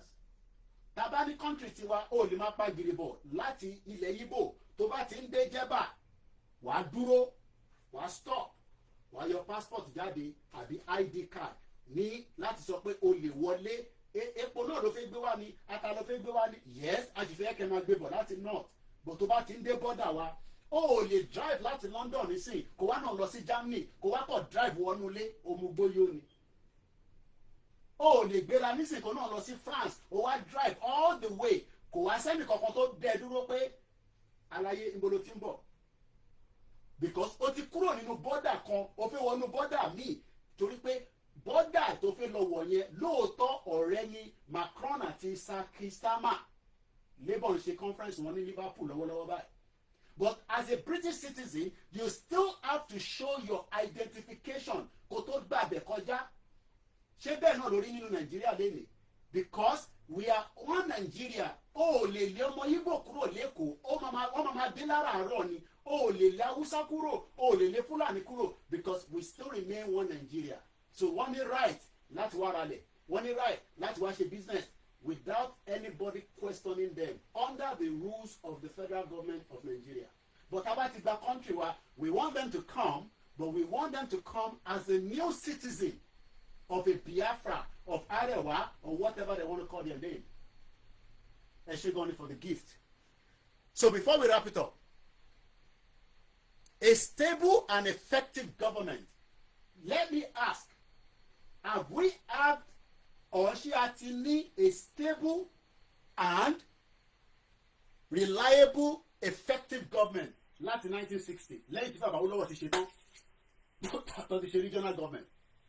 After the regional government, have we had a stable, effective, reliable government? Ká tẹ̀ sọ pé àfikúrò ní Nàìjíríà, we want to remain one Nigeria. Àfijọ́mọ Ogun State nìkan inside one Nigeria. Ṣé a ti ní reliable, stable government? Answer that and let me see. I'm late very quickly because I'm working with time. Time la fi ṣiṣẹ́ ní ìlú yìí. Owó dẹ̀ ni ago. Àti ṣe more than 1 hour already. And the capacity to conduct relations with other states. Palestinian is now recognized. That means pé àwọn ọmọ Palestinian wọ́n lè apply for visa láti UK lọ sí Australia because Australia ti recognize Palestinian as a state. Tó bá gbé pálí wọn dé embassy Australia, tó bá fi pé wọ́n ní right láti fún wọn ní visa, kò ń ṣe right pé wọ́n gbọ́dọ̀ fún ní visa. Even tó bá sọ pé o ò fẹ́ gba passport eléyìí, kò ń ṣe dandan kó gbọ́dọ̀ fún ní visa lórí document tó ń gbé bọ̀. It is up to the immigration officer tó máa wo visa application ẹ ló máa lè sọ pé a máa fún ẹ ní visa ní fún ẹ tó bá máa fún ẹ fine, kò ń ṣe pé nígbà tó bá gbé passport yẹn lọ sọ́dọ̀ babaláwo àbí gbé lọ sí church àbí lọ sí mọ́ṣáláṣí. It is got to do with the country tó ti ń bọ̀. Your country is part of the reason why you are not getting a visa. Ìlú tó ti ń bọ̀ yẹn gangan ló ń determine visa. Ọmọ Saudi Arabia ní sẹ́wọ̀n nídìí visa kó tó wọ London. Kí ló fẹ́ wá ṣe ní London? Epo mélòó lọ ní táwọn ò ní? Tó bá jẹ́ káwa náà lo epo wa dáadáa as a citizen of the country called Nigeria, ó yẹ ká máa wọlé báwọn màmá wa ṣe ń wọlé in the 80s tẹ́lẹ̀ pẹ̀lú ọ̀nà lọ́tí lo visa. Reason tó ṣe lè fún ẹ ní visa mọ́ ní sí ni pé because wọ́n ti rí pé you are going to run away. Ó ò ní padà wá. Koiki náà ti sọ bẹ́ẹ̀ nígbà tó wá ní 1998. After 15 years ló tó padà lọ́lé.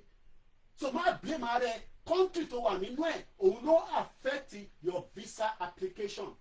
Ìlú tó wà nínú ẹ̀ ní ìlú wo ló wà nínú ẹ̀ Nàìjíríà.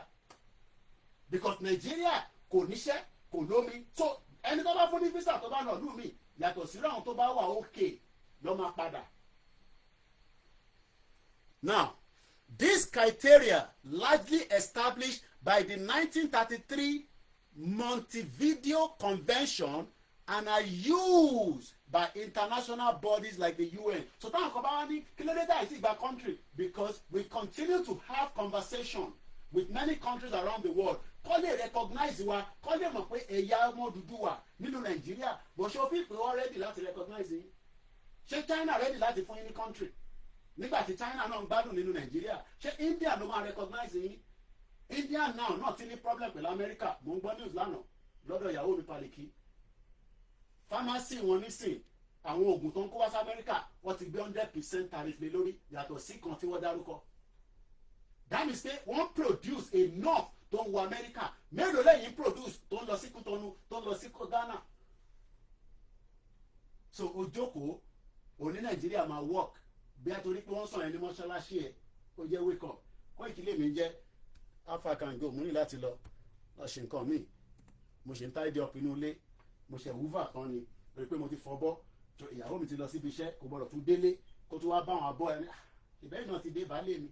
Oṣù méjì lẹ fi lọ́nà ẹ bàbá wa wàá máa ẹjọ́ máa because ìgbà tẹ́lẹ̀ ò sí lé gbogbo wọn manage ara wọn nígbà tí mo ti dé nísìn wọ́n gbọ́dọ̀ lè rí influence mo ti lọ sọ school lánàá ó yẹ nísìn so tó bá ń gbé láàbúrò tó ṣe dé ìwọ tó ẹjọ́ ẹni tó bá wá níṣẹ́ mo ní sísá wa kan tó dé ó níwèé tó máa fi ṣiṣẹ́ ó fi ṣiṣẹ́ care tabarẹ́ ẹni tó wà ní UK tẹ ní àwọn tí agency àbí ibiṣẹ́ yín ní London ní o Wembley ló wà àbúrò mi yẹn ti pè mí lánàá mo ti ní kó pè mí so ó dẹ̀ ti send message sí mi màá bá àwọn kan náà sọ̀rọ̀, mo ti bá àwọn kan náà sọ̀rọ̀, tabarẹ́ tó ní ó ní ìwé tó máa fi ṣiṣẹ́, ilé ìṣe kò ń ṣe visa ló bá wà, ó ní ìwé, ó ní right láti ṣiṣẹ́ sọ̀rọ̀ tó bá ní right nìkan la lè sọ̀rọ̀ ẹ̀. So now ká tó máa lọ sórí ìtàn sọ ní bíbà ó lè má yẹ lẹ́nu bó tó bá di ọ̀la lọ́la ayé ẹ̀ ó yẹ nísìn nígbà tẹ́bí bá parí dáadáa ṣé ẹni ẹni ń parí lọ́wọ́lọ́wọ́ nísìn ẹni ò ti parí o.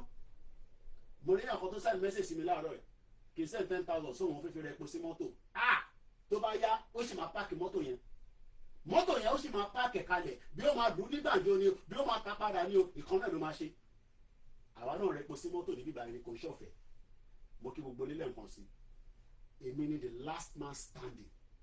ìgbà tásìkò bá tó láti tún wálé àwálé àsìkò tí tó mọ́ nísìn àwa ní UK àwọn abá campaign wa lọ oyè oṣù méjì mo ṣe kò tó ìwọ náà lọ lè kó lọ oṣù méjì kó máa bẹ̀rẹ̀ ní kó support ẹ lórí social media àwa náà láti ṣiṣẹ́ tántàlì òmò tó ń pè bẹ́ẹ̀ ṣé ń fi wọ̀n òfin rí ìbò bọ́ ó kí gbẹ̀rẹ̀ yá dáadáa àrírí yìí bẹ́ẹ̀ lọ lórí ìkànnì wa ní èní mo kí gbogbo lé ọba Elédùmarè adúró tiwa àníṣe lásán má jẹ́ kẹ́ni kankan gbé ẹni gógó Yorùbá nation ó bá pè lódùdúwà nation òun náà ni parí tèmi lélẹ̀ orí ẹ̀rí ká dúró lé lórí o kí àkọ́kọ́ máa sọ fún yín pé wọ́n fẹ́ gba restructure wọ́n fẹ́ gba regional gbogbo yẹn gógó ni o wọ́n ti gbé sórí scale ká sì dúró lórí afẹ́gba Yorùbá nation ká dẹ̀ máa tẹnu mọ́ nígbà kan lásìkò kan níjọ́ wo ló máa ṣẹlẹ̀ Koiki èmi náà mọ̀ nígbà tí mò ń ní ká jà ní 2019 ẹ bú mi títí ni ẹ rántí fídíò kan tí mo ṣe so nísìnyí kò sí jà but tásìkò bá tó àwa kan ti mọ̀ pé orí M1 mo máa gbẹ́ M1 kọjá láìpẹ́ yìí bí ataba ti ní mọ́tò máa drive lórí M1 wàá rí M1 yẹn ṣe rí tó bá ti dúró lórí M1 báyìí ó nígbà tó bá dé the end ni o mọ tán pè M1 lọ́bìnrin lọ́wọ́ ẹni tẹ́jọ́ wa ní comment section mo kí gbogbo yẹn kan sí o àdìsí lásán ẹ̀yin tẹ́ wá ní ẹ fẹ́ passport ẹ̀yin tẹ́ kò fi mú dání pé ID yín ẹ pè ó lè má perfect ó lè má it doesn't matter tèmi lélẹ́yìí ó bá mi wọ London wá gbà lọ́wọ́ mi wá gbà lọ́wọ́ mi Nàìjíríà ó ti lulẹ̀ ó ti ṣe kí ni ó ti lulẹ̀ mo kí gbogbo alẹ́ nǹkan sí o àṣeyọrí la máa ṣe o a máa polongo títí kí lè lè sọ ẹni tó bá ti jẹ́ ọmọ Ìgbò tó sọ kábàkàbàkà tètè mọ́ jáde bó ṣe ń ṣe ràmù náà lẹ́kọ̀ọ́ ní àti yọ òwe ìdànù àní stories ní bíbá à ń ṣe bíbá àgbàdùn kan náà ní bíbá náà a máa àkọ́ni búyàn mọ́ ni wọ́n ti ní Koiki má bú wọn mọ́ ṣàlàyé fún wọn àlàyé tí mo ṣe láàárọ̀ tó bá yé yín kí n ti tutù ṣàlàyé ní summary ìtọ́fin gba country àmì population àmì territory méjì yẹn àti wá ní tó jẹ́ pàtàkì gangan tí mo sọ òun ní èdè language tó bá ti ní mẹ́tẹ̀ẹ̀ta yẹn kò sí àbá Tinubu jà èmi àti ẹ̀ ò jà President Bọ́lá Tinubu ní tó ń ṣe èmi ò nífẹ̀ẹ́ sí ni Yorùbá lè mi fẹ́ ká dá dúró kílẹ̀ Oòduà dúró tọ́lọ̀ bá náà máa fún ṣe fine gbọ́ pé mi máa gbà pé Tinubu máa ṣe Yorùbá nation fún wa ìlú sàn nìyẹn o èmi ò lè accept yẹn Koikimedia bringing the work closer to your doorstep ẹ̀ tẹ́ bá ní interest ẹ̀ fẹ́ gba pálí wọ́n ti ní region UK lè ní wà àwọn tó fẹ́ gbà láti UK làwọn máa dín pẹ̀lú ẹni ti South Africa àròlé tẹ́ntẹ́n America ó wà ní ilẹ̀ káàárọ̀ òjíire ẹni tó máa pray tẹ̀ wá but ẹ bá send message sí mi àfún yín ní the right number àwọn tẹ̀ máa pè ẹ̀yin tí ẹ̀ ti dá sọ̀rọ̀ ká sawọ́pọ̀ pẹ̀lú YSDM àtàwọn groups tí gbogbo wọn ṣiṣẹ́ ẹ darapọ̀ mọ́ wọn Labour Party conference ló ń lọ lọ́wọ́lọ́wọ́ ní Liverpool Street ní Liverpool kò ń ṣọwọ́ kékeré lọ́ fi ń rànẹ̀ owó lọ́ fi ń rànẹ̀ ẹgbẹ́ ẹ má jẹ́ kẹ́ni kankan sọ fún yín pé ebe ẹ̀ ń dáwó sí mọ́ṣáláṣí ẹ̀ ń dáwó sí ṣọ́ọ̀ṣì méjèèjì yẹn ń dáwó síbẹ̀ àdé ń dáwó sóríṣiríṣi organisation èyí táwa náà ṣe yìí ẹ gbọ́dọ̀ continue títí tá a máa fi ní access ìjọba bá ti rí Ondo state gbà tá a rí Ogun state gbà kí la fẹ́ máa tún máa béèrè owó lọ́wọ́ social media níbi owó yìí because government máa wà tó máa fún wa ní owó láti máa ṣe mo kí yàrá comfort Ológunjà please don't let us condemn COVID vaccination it save lives àtẹ condemn ẹ̀ a kàn sọ̀rọ̀ nípa deep state àti bí gbogbo àmọ́ agenda tó bá wá sọ pé kò save life mọ́mì I understand mọ̀ pé health care lẹ́yìn wà so but ó láwọn kankan tó gbà jáde bẹ́ẹ̀ láàárọ̀ yìí ni torí pé àwọn deep state yẹn àwọn gangan ni wọ́n ṣe ń fà kílẹ̀ Yorùbá tí kò tí níbi tó ń lọ ẹ ṣé gan ni mo kí gbogbo alẹ́ nǹkan sí o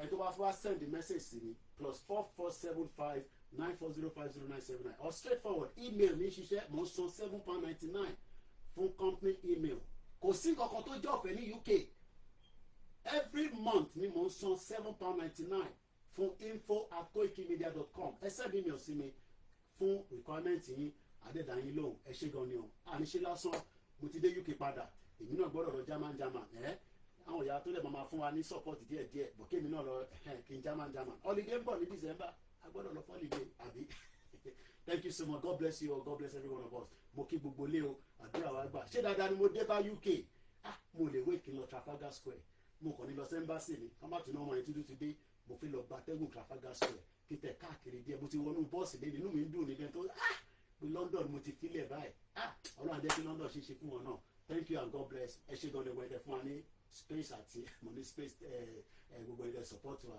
ẹ ṣé gan ni ìyàwó comfort ológunjà I'm very grateful for the support gbogbo ẹ̀yin tẹ́ ràn mí lọ́wọ́ nígbà tí mo wà láfíríkà tẹ́ ń pè advice ni àdúrà ni àtẹ̀yìn tẹ́ ń fowó ránṣẹ́ pé Koiki tó máa fi padà dé a máa support ẹ gbogbo yín pátá ni mo dúpẹ́ fún ọ lẹ́ẹ̀kan sí because mo ń stream ní bíbá náà ni mo ṣe ń lọ back and forth ẹ ṣé gan ni o yes nothing is free in UK kò sí nǹkan tó free o nothing is free info@koikimedia tẹ́ ń wò yẹn email yẹn lásán ó ń cost mi £7.99 every month iléeṣẹ́ lèmi Nigerian government ṣì ń lo Gmail a Nigerian government federal government ni mo ń sọ wọ́n máa ná wọ́n ṣì ń lo @gmail tí kò jẹ́ kó tètè gbọ́ rárá ìlú àwa ti kọjá stage yẹn a lè máa lò yẹn mo ní Gmail account mi Musa Kalam but èyí tó jẹ́ official info@koikimedia.com ó wà straightforward info ní tẹ́ bá fẹ́ sọ ẹ send ẹ̀ sí wa a reply yín tẹ́ bá get mi lórí phone mo kí mo ẹ̀ grandma o mo kí màmá mi náà mo ti yọjú sí wọn lánàá mo kí Àjàgùn mo kí gbogbo ẹni tí a filẹ̀ náà nílé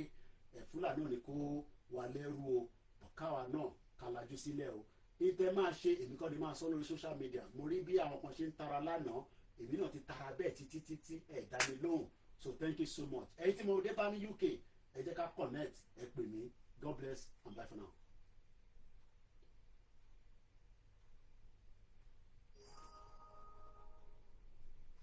ẹ ṣé gbogbo ẹni tẹ́ wà lórí Twitter space plan B thank you so much God bless you àti brother mi alágbé ẹ ṣé gan ni gbogbo ẹni mo dúpẹ́ lọ́wọ́ ẹ̀ mo mọ̀ lórí o àníṣe lásán odua adélẹ̀ lérí o ẹni tó bá náà ní délẹ̀ lérí ni kò ní bá wa dé ilẹ̀ lérí lágbára Ọlọ́run bye for now.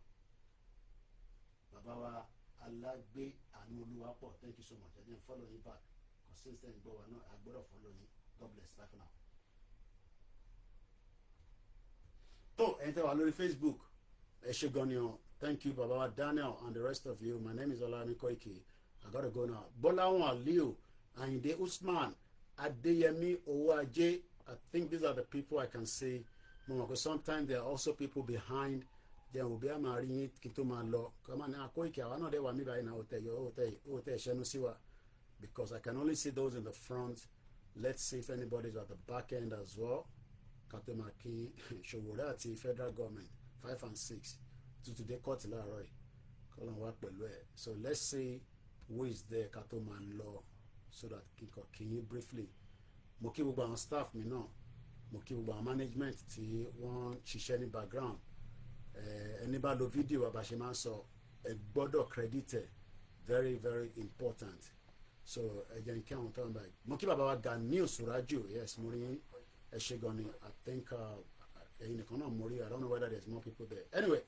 God bless you all God bless every one of us àníṣe lásán adélẹ̀ lérí o láṣẹ Èdùmàrè gbogbo ẹni tó bá ní ànídélẹ̀ lérí àwọn oníwọ̀n ní bá wa délẹ̀ lérí torí pé ìtagbédání fáǹfààní gbogbo wa náà ni ẹ ṣé gan ni mo kí bàbá mi Rilwan mo rí ẹ̀yin náà bẹ́ẹ̀ I think that's about it ẹni tí ìbàdàn dárúkọ ẹ má fi ṣèbínú thank you God bless you all adélẹ̀ lérí o Yorùbá nation no going back Oòduà nation for life Ìfẹ́ Olúwa Olúmídé God bless you all bye for now.